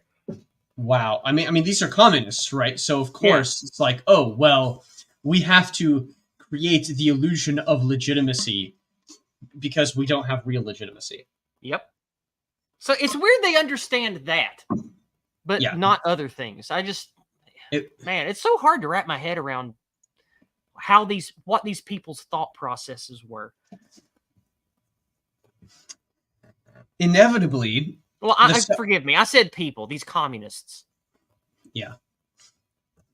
Inevitably, the subject turned to one of JJ's favorite novels, Darkness at Noon, about the Stalin-era purges. I always respected the fact that the old Bolshevik confessed for the sake of the revolution, JJ said. There had to be a single unified revolutionary party, even under Stalin's leadership. The individual doesn't count. It's only the party and its place in history that's important. He laughed. At least they're not going to liquidate me, he said. I'll be back. But JJ never came back. In fact, he never really recovered. Wanted by the FBI, he would wander the United States and Mexico for years, eventually setting himself in Vancouver. There, calling himself Wayne Curry, he worked odd jobs, ultimately making a living as a low-level marijuana dealer. He died of cancer in 1997. Forgotten. As sad as it was to his friends, Rudd wrote years later, JJ's expulsion was a brilliant maneuver that successfully rewrote history. Suddenly, no one remembered how universally accepted the old "fight the people, all white people are guilty" line was. I mean, it's funny. Like, this sentiment has bubbled up again. So you can see the internal factions and internal workings of our enemies, right? You have this very pro-violence, very masculine, very anti-white. I forget what JJ's actual name is. I don't think they actually. John Jacobs. That's his actual name. That may even be a pseudonym, but yeah, it's interesting why he's so vitriolically anti-white. Jacobs. Is it because his family was Jewish or what? I forget his childhood background. It's I'm sure it's in one of the chapters. They briefly explain it, like everybody else. Everybody else gets an introduction too, but now I remember from the earlier chapters that I listened to before I was on stream with you. The Weatherman people, they were like they were not the radical blacks, right? These were white people, mostly, and some Jews, right? Like, that's mostly who the Weathermen were. Okay. Yes. So the anti-white sentiments among some of them, I wonder how much of that was because of the prevalence and the success that they would admire in the Black Panthers, or if it was like because of the usual mind cancer, hate your own kind reasons. I don't know. Like, it is interesting. I think that there are discussions to be had about the exact nature of who is the initial prime mover of the political ratchet. I think that we need to understand our enemies on a much deeper level so that we can understand exactly who is being the prime mover. Mm-hmm, mm-hmm. All right, moving on. No one would remember that they had tried to kill policemen. Weather's history, Rudd wrote, had been conveniently cleaned. A myth was born. The myth, and this was always Bill Ayers' line, is that Weather never set out to kill people. And it's not true. We did, said Howie Maxinger. You know, policemen were fair game. What Terry was going to do, while it was over our line, it wasn't that far over our line, not like everyone said later. I mean, he wasn't on a different planet from where we were. When the meetings ended, Dorn sat down with a tape recorder and in a single take dictated Weatherman's first communique. Her voice was calm, her tone the thoughtful grad student. "Hello, this is Bernardine Dorn," she began. "I'm going to read a declaration of war." Ridiculous. Oh boy. This initial declaration, soon to be quoted in newspapers around the country, gave no hint to the group's proposed retreat from murderous violence. If anything, it celebrated violence. The statement is notable in that it makes only a single reference to the war. As Dorn makes clear, Weatherman's true motivation was fighting alongside the blacks they imagined were in revolt against the U.S. government. Black people have been fighting almost alone for years. We've known that our job is to lead white kids to armed revolution. Kids know that the lines are drawn. Revolution is touching all of our lives. Tens of thousands have learned that protest and marches won't do it. Revolutionary violence is the only way. Now we are adapting the classic guerrilla strategy of Uruguay's Tupamaros to our own situation here, in the most technically advanced country in the world. Within the next 14 days, we will attack a symbol or institution of American, spelled with a K, injustice. Yeah. This is the way we celebrate the example of Eldridge Cleaver and H. Rap Brown, and all black revolutionaries who first inspired us by their fight behind enemy lines for the liberation of their people. Never again will they fight alone.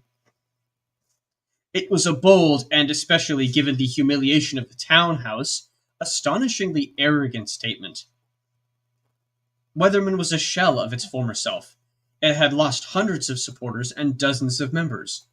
Many believed it could never survive the emotional wreckage of the Townhouse. Yet Weatherman's challenge now was as much technical as logistical. If it was to actually carry out a war against the U.S. government, it needed to find a way to do so without getting any more of its members killed. The bomb Terry Robbins had been building had no safety switch. That is, no way to test it short of detonation. Their first task, Dorn and Jones were uncomfortably aware, was finding a way to build a safe bomb. There was a flaw in our design, Kathy Wilkerson recalls. Howie and the San Francisco people. They had been lucky, because the design wasn't safe. It was primitive. I was eager to fix it, for any number of reasons. I was eager to learn. There was a sense I was responsible for the Townhouse. And yes, a part of me wanted to finish what Terry had started. In San Francisco, Wilkerson, Paul Bradley, and several others obtained chemistry and explosives manuals and began studying bomb design. We just went to the store and bought books, Wilkerson recalls. Popular mechanics magazines. I needed all of that stuff. I needed to figure out how electricity works. Protons, neutrons. I didn't know any of that stuff. The most serious work, however, was done back east. Even before Mendocino, Jeff Jones had returned to New York and sat down on a Central Park bench with Ron Fliegelman. We were talking about the Townhouse, and I said, "I don't want this to happen again," Fliegelman recalls. He was talking politics, you know. This wouldn't have happened without bad politics. And I said, basically, that's crap. You either know how to build something or you don't. He said, well, what do we do? And I said, this can never happen again. I'll take care of it. And I did. So they're coming to terms with material reality. Yeah.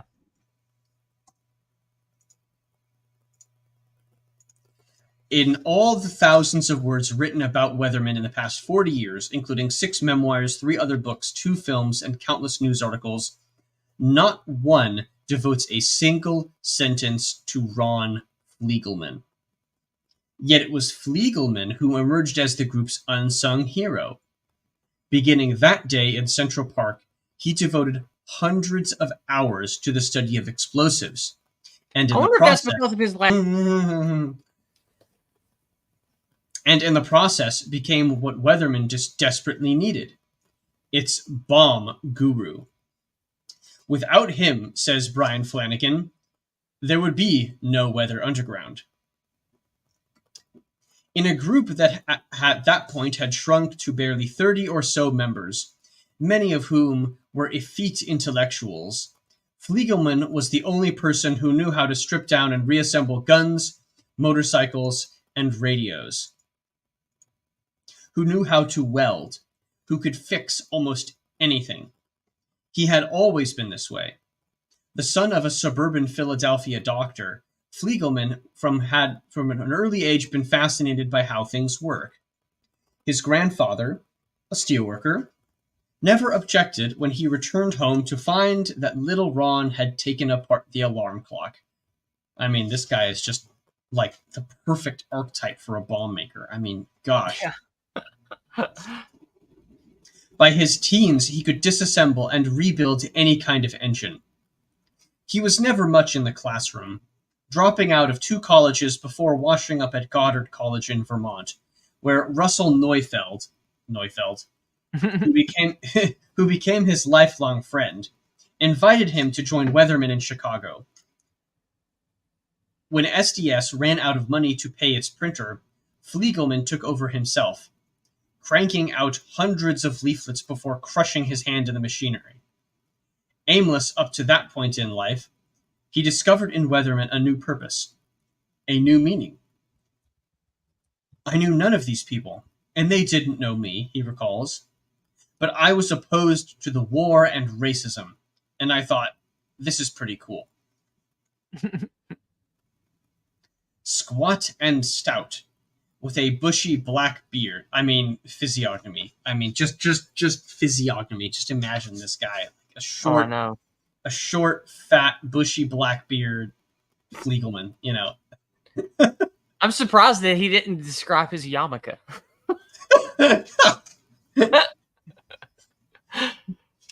Fliegelman plunged headlong into the study of dynamite.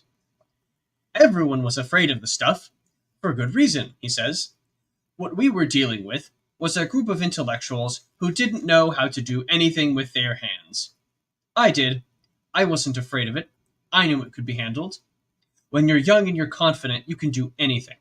So yeah, you play with it and try to build something. The timer is the whole thing, right?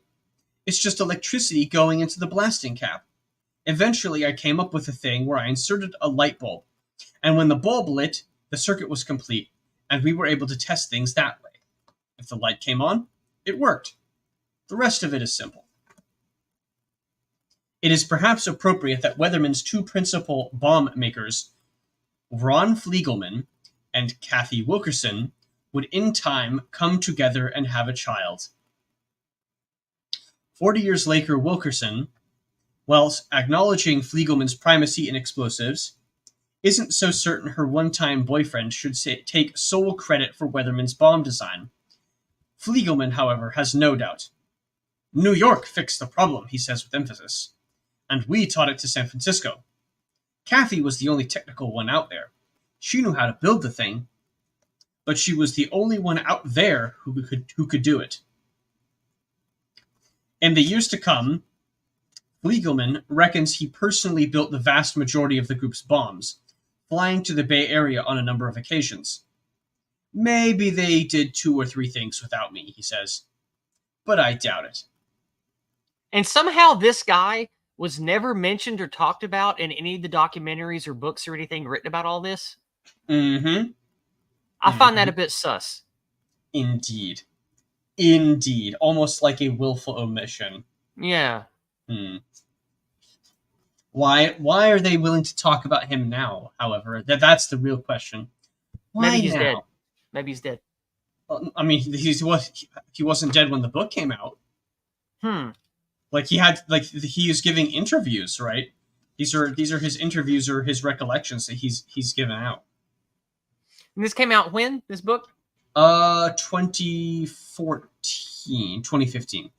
So then this bomb Jew, he would have been pretty old by this point. Maybe he was like, maybe he was so old that it didn't matter. I don't know. Like, it's just, right. It is interesting because back at, like, in the last 50 years, as documentaries and books and memoirs and things were written and shared, I wonder how many of the people that were involved in making that material were connected to or friendly enough with the people involved, like this bomb making Jew, to like ask them, hey, do you want to be included or not? And they're like, no.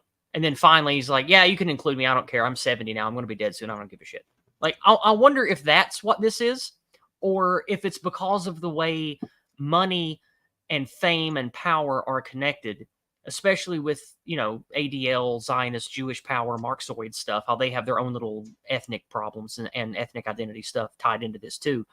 I wonder if it was, since things have to filter through publishing companies in Hollywood to reach production, and most, if not all, of major printing companies and book publishers are owned by Jewish people.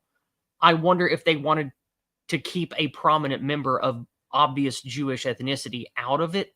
It was just nobody asked. That's just how it happened, because the people that were in charge were like, no, we're just going to leave this out. Like, I wonder how much of it was that versus they knew each other and decided who to share publicly. Like, I wonder. What do you think? Oh, probably. And that probably adds to the mystique, right? The idea of the Weatherman, and they even say it themselves, that it was a mythology, the idea that they didn't want to kill anybody. So that is just a little fascinating little aside right there. And of course, I have written in the margins here, find and remove tech expertise, right? Without the technicians, the ideologues are helpless. They can't do shit. That's one of the reasons I encourage all dissidents to at least be familiar with the basics of, like, how to grow your own food, what electricity is, how ham radios work. Like, just you need to know and understand the basics of technology and logistics, or you are very easily hampered. Indeed. Especially in America, since we can legally have guns, it's important to know about how to, you know, reload your own ammunition, how to repair your own firearms, how to keep them clean, and how to keep certain things dry that need to be kept dry, etc. Yes, indeed. In Weatherman's May 21st declaration of war, Dorn had promised to attack a major symbol of American power within 14 days. In weather lore, and in previous histories, that is what they did. But the reality, according to several alumni, was not only far more complicated, but far more embarrassing. Not to mention harmful to the myth that weather had now dedicated itself to solely non-violent actions. I mean, in reality doesn't matter to them. Only the myth of the moment, right? This is the problem with these people, is they're inherently slippery. The actual battle plan, such as it was, consisted of at least 3 actions. The first suggests that, its own propaganda aside, Weatherman was still actively considering high crimes. It went beyond anything ever attempted in radical circles to that point, and had it been successful, it might have altered the history of the underground. The action involved a small coterie of Weathermen, led by Howie Machtinger, who related his version of events to the author in 2011. According to him, he was asked by the leadership to take the group on a super-secret mission to the state of Maine. Their task, Machtinger says, was the kidnapping of a member of the Rockefeller family, said to be at a summer home whose exact location has been lost to time.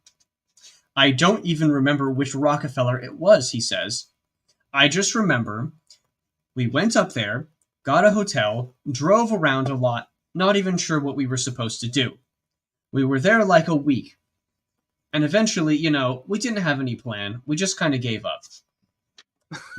What? Right. Go on. It's out of character for these people. What Machtinger does remember, however, is the leadership's wrath when he returned in defeat to San Francisco.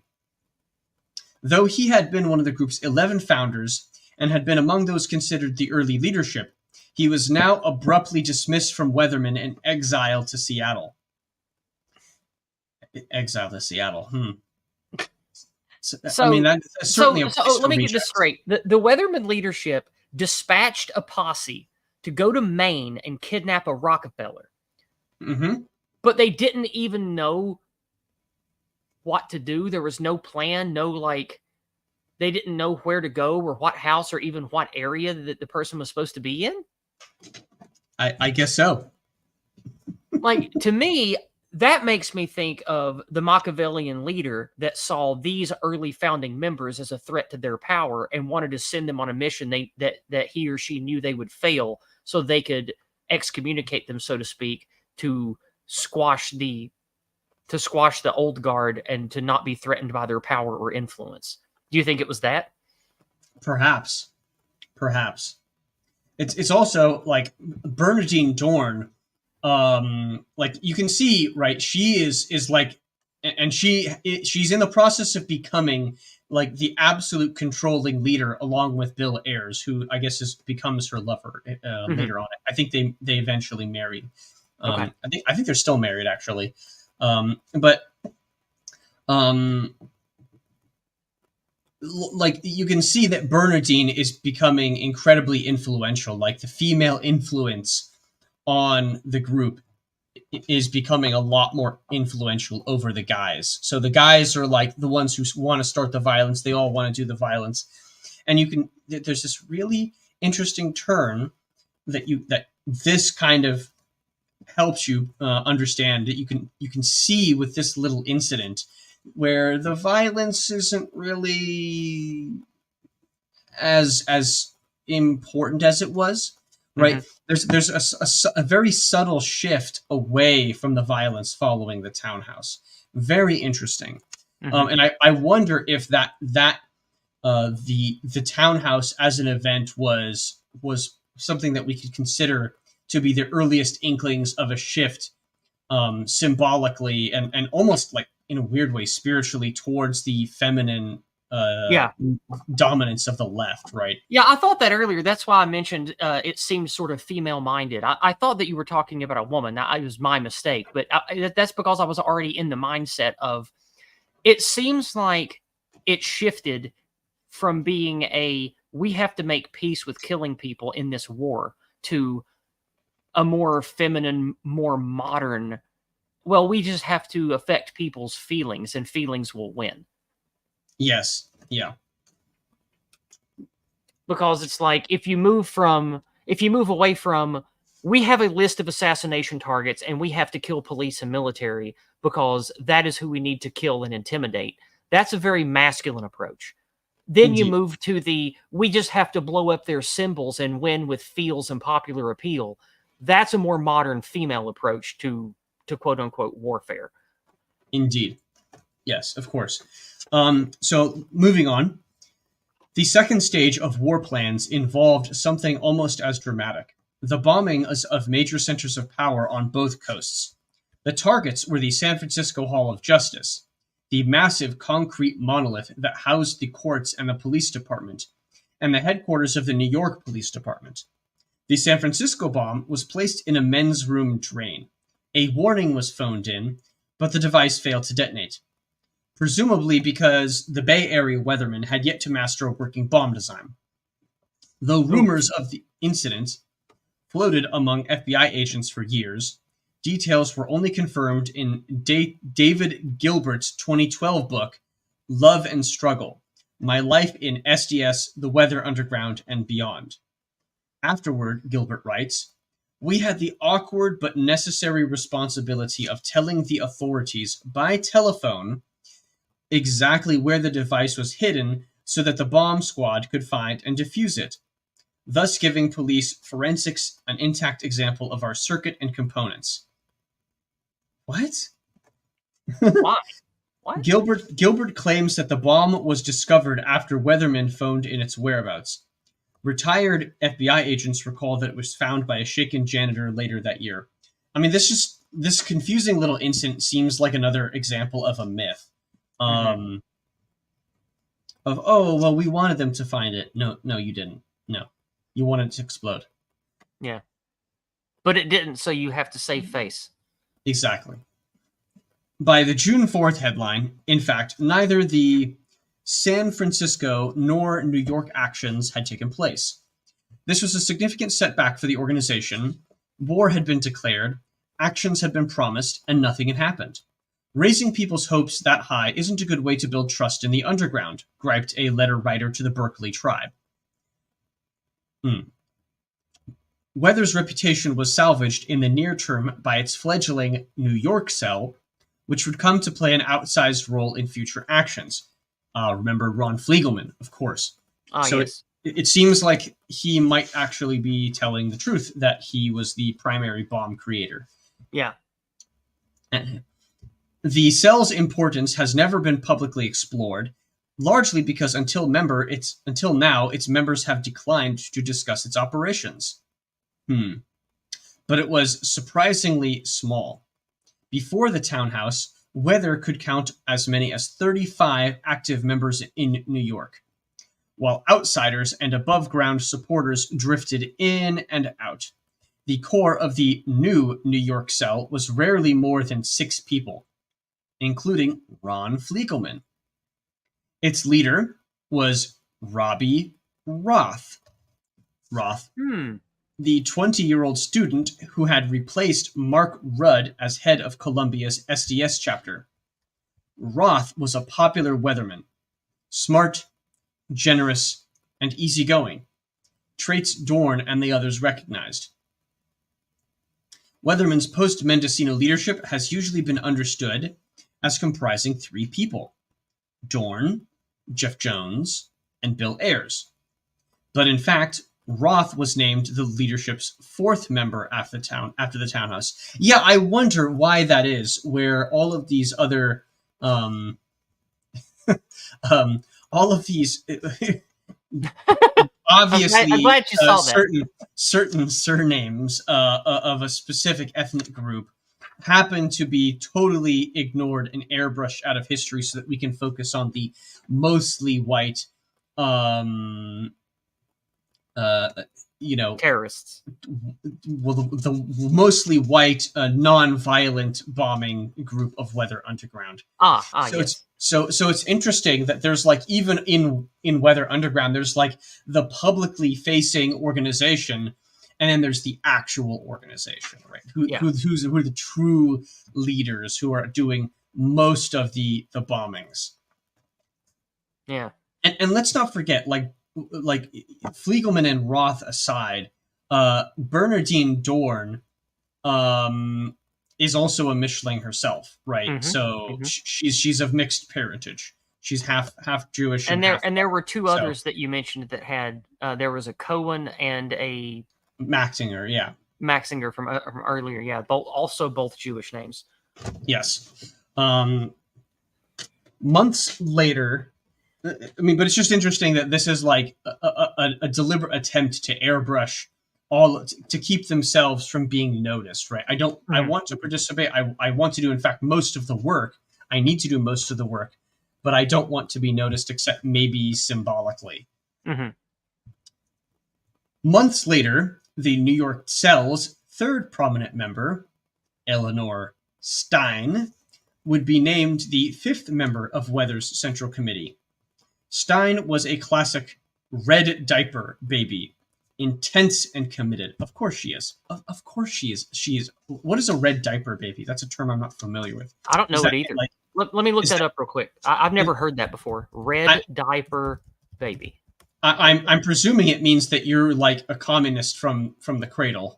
Oh, yeah, that's what it... Yeah, okay, I'm reading it right now. A red diaper baby is a child of parents who were confirmed members of the CPUSA, the Communist Party of USA, or the Communist Party of Canada.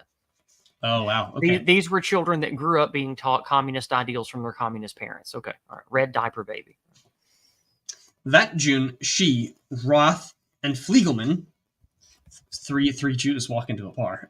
And then it blows up because they're competent bomb makers. No, well, after they leave. That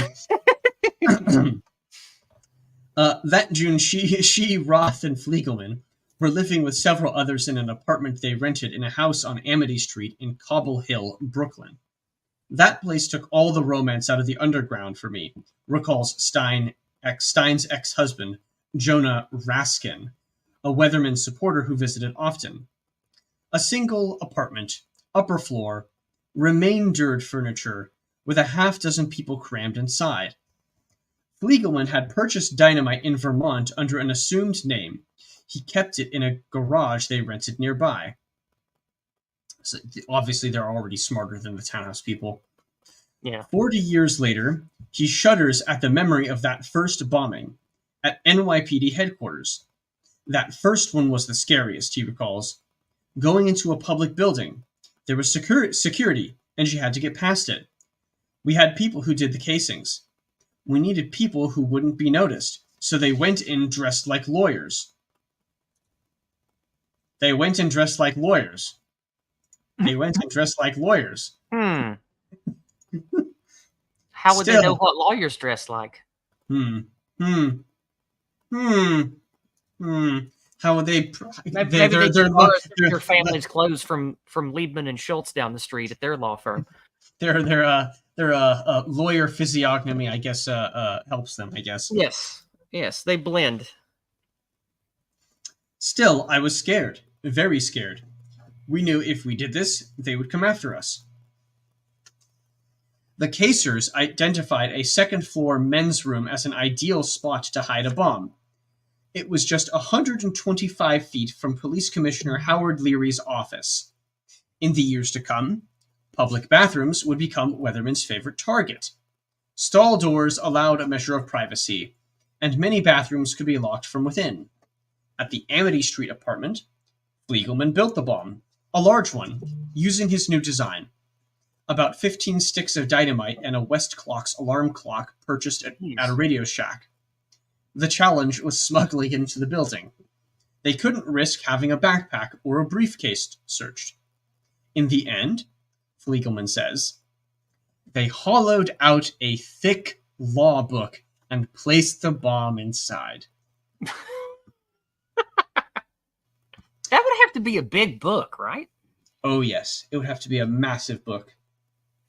A massive book. Exactly who walked it through security and placed it above a ceiling tile in the bathroom has never been disclosed. But by the afternoon of Tuesday, June 9th, the bomb was in place. It wasn't like they had metal detectors back then, Fliegelman says. There was just a guy at a desk, and we rocked right past him. Open door. Yep. Open door. Literally. Yeah, quite literally in this case. At 6:40, they phoned in the warning. There is a bomb to go off at police headquarters, said the male caller, who hung up without offering details. At that moment, about 150 people were in the building. Police operators got this kind of call routinely in 1970. It was ignored. 17 minutes later, at 6:57, the bomb exploded. Its deep boom ringing through the narrow streets and alleys of Little Italy.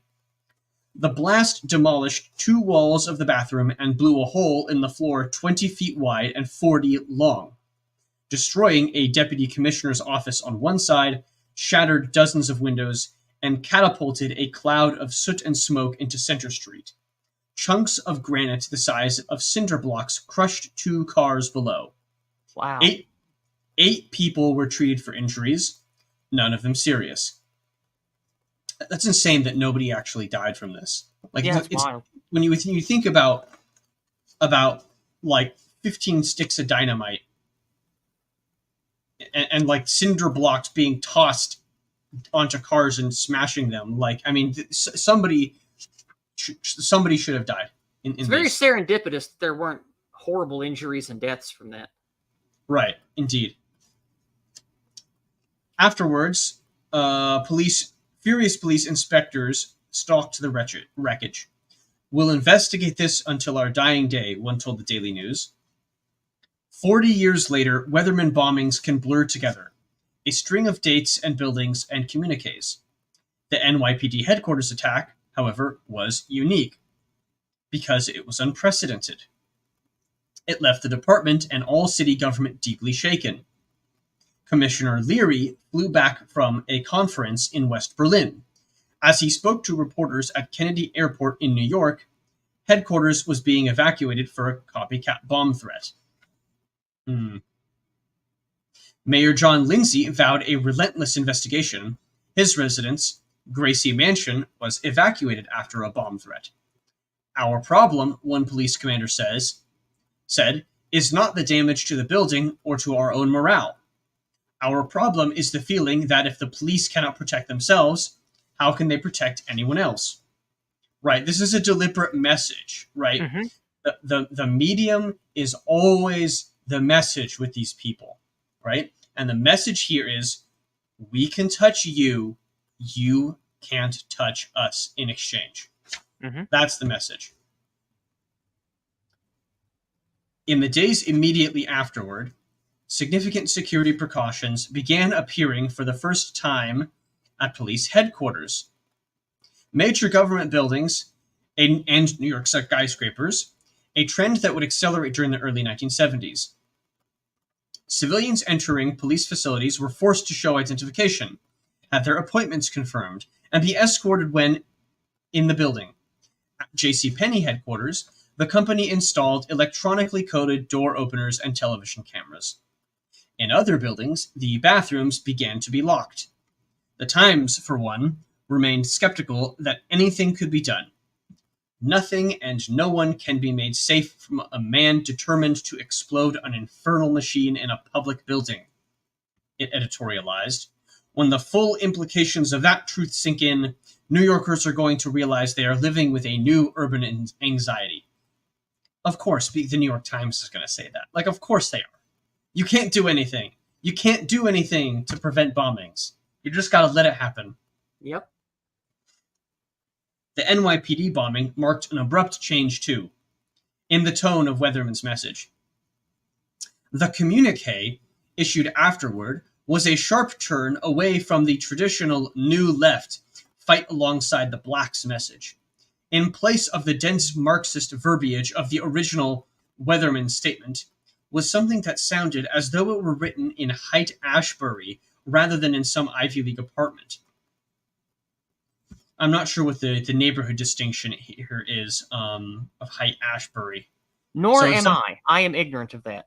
Yeah, if someone who's familiar with New York can tell us what that particular neighborhood references and what the ethnic makeup of that neighborhood is, it might be interesting. Yeah. Anyway, it was a clear effort, the first of several, to connect with the burgeoning youth culture that had taken over much of the movement in the wake of SDS's immolation. The pigs in this country are our enemies. The pigs try to look invulnerable, but we keep finding their weaknesses. Thousands of kids, from Berkeley to the UN Plaza, keep tearing up, and ROTC buildings keep coming down. Nixon invades Cambodia, and hundreds of schools are shut down by strikes. Every time the pinks think they've stopped us, we come back a little stronger and a lot smarter. They guard their buildings, and we walk right past their guards. They look for us. We get them first. They built the Bank of America. Kids burn it down. They outlaw grass. We build a culture of life and music. At their apartments in Cobble Hill, the New York Cell and its supporters were jubilant. That first one, I remember. We had one heck of a celebration afterwards, recalls Ron Fliegelman. And with that, that is the end of the chapter. Wow, what a read today. Yeah, I knew this was a good chapter, which is why I wanted to have you come on.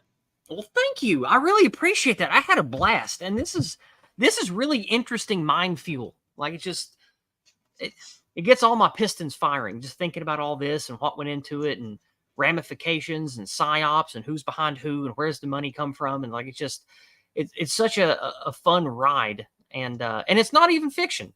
It has to do with what really happened, which is very interesting. Indeed. And I just want to last thing make a brief observation here. These people, like the left, I mean, they love to complain about the militarization of the police and police brutality, but they caused the problem which they now are totally railing against, right? Oh, this absolutely. Yeah.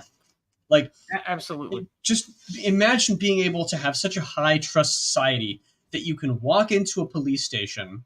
There's no metal detectors, right? There's just a guy manning the front desk, and you literally, you don't have to be, you don't need to be escorted in a police station, right? Like, That's insane to me. Yeah. It's insane not having that level of security. Yeah, it's this kind of agitation and terrorism and ideological subversion that has led us to not having a high trust society, because you can't just let yourself be open to be abused by these monsters. So you have to implement measures. And those measures are what led to the quote unquote militarizing of the police. Is because if you've got decades of communist rabble and anti-whites of different stripes, whether they be, Black Panthers or whatever, terrorizing your towns, wanting to kidnap famous people and blow up banks and sabotage airplanes and shit, it's like, well, the obvious response is, well, we have to up our security game, because if this is here in the gate, if the Huns are inside the gates, you have to take certain measures to try to get the Huns back out. And I think we're still living with the ugliness that blight brought to us. Yeah.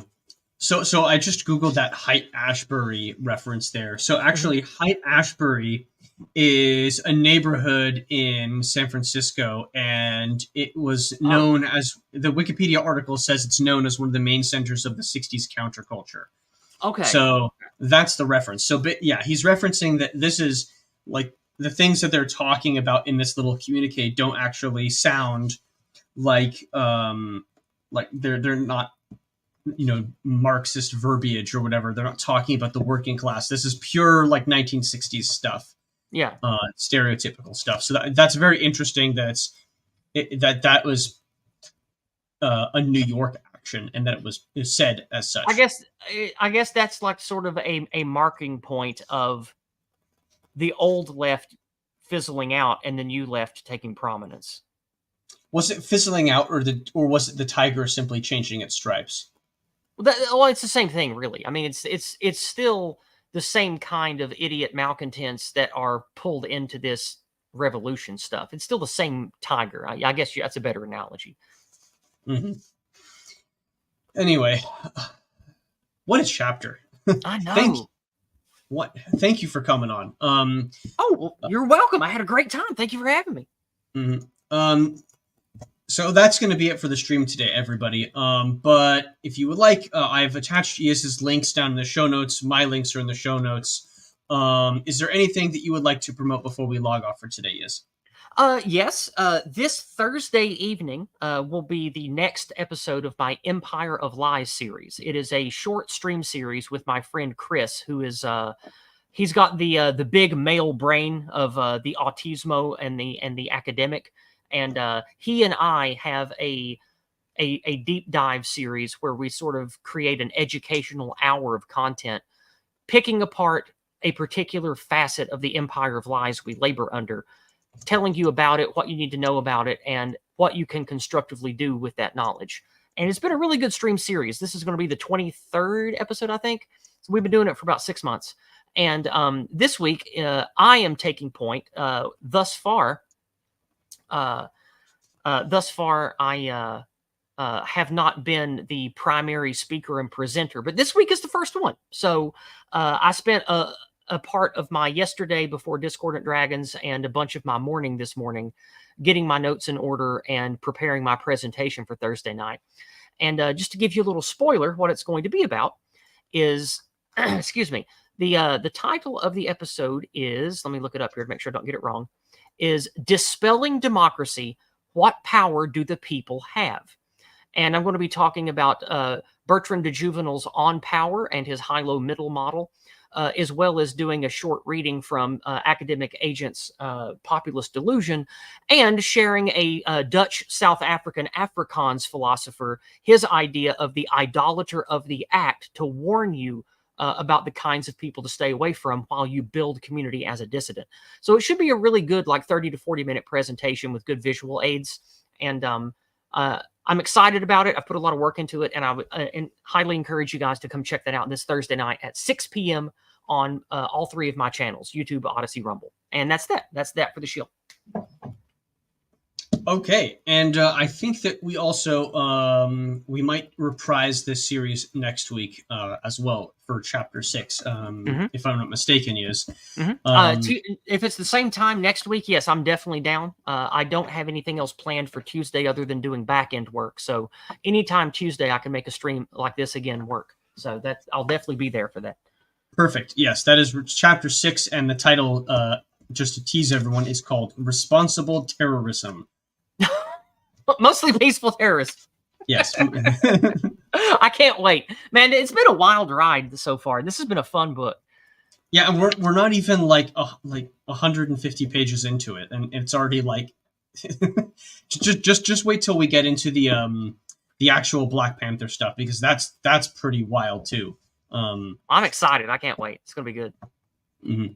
All right. Well, thank you for being on, and thanks everybody for hanging out in the chat. We will see you next time. Have a great day. Bye-bye. Goodbye.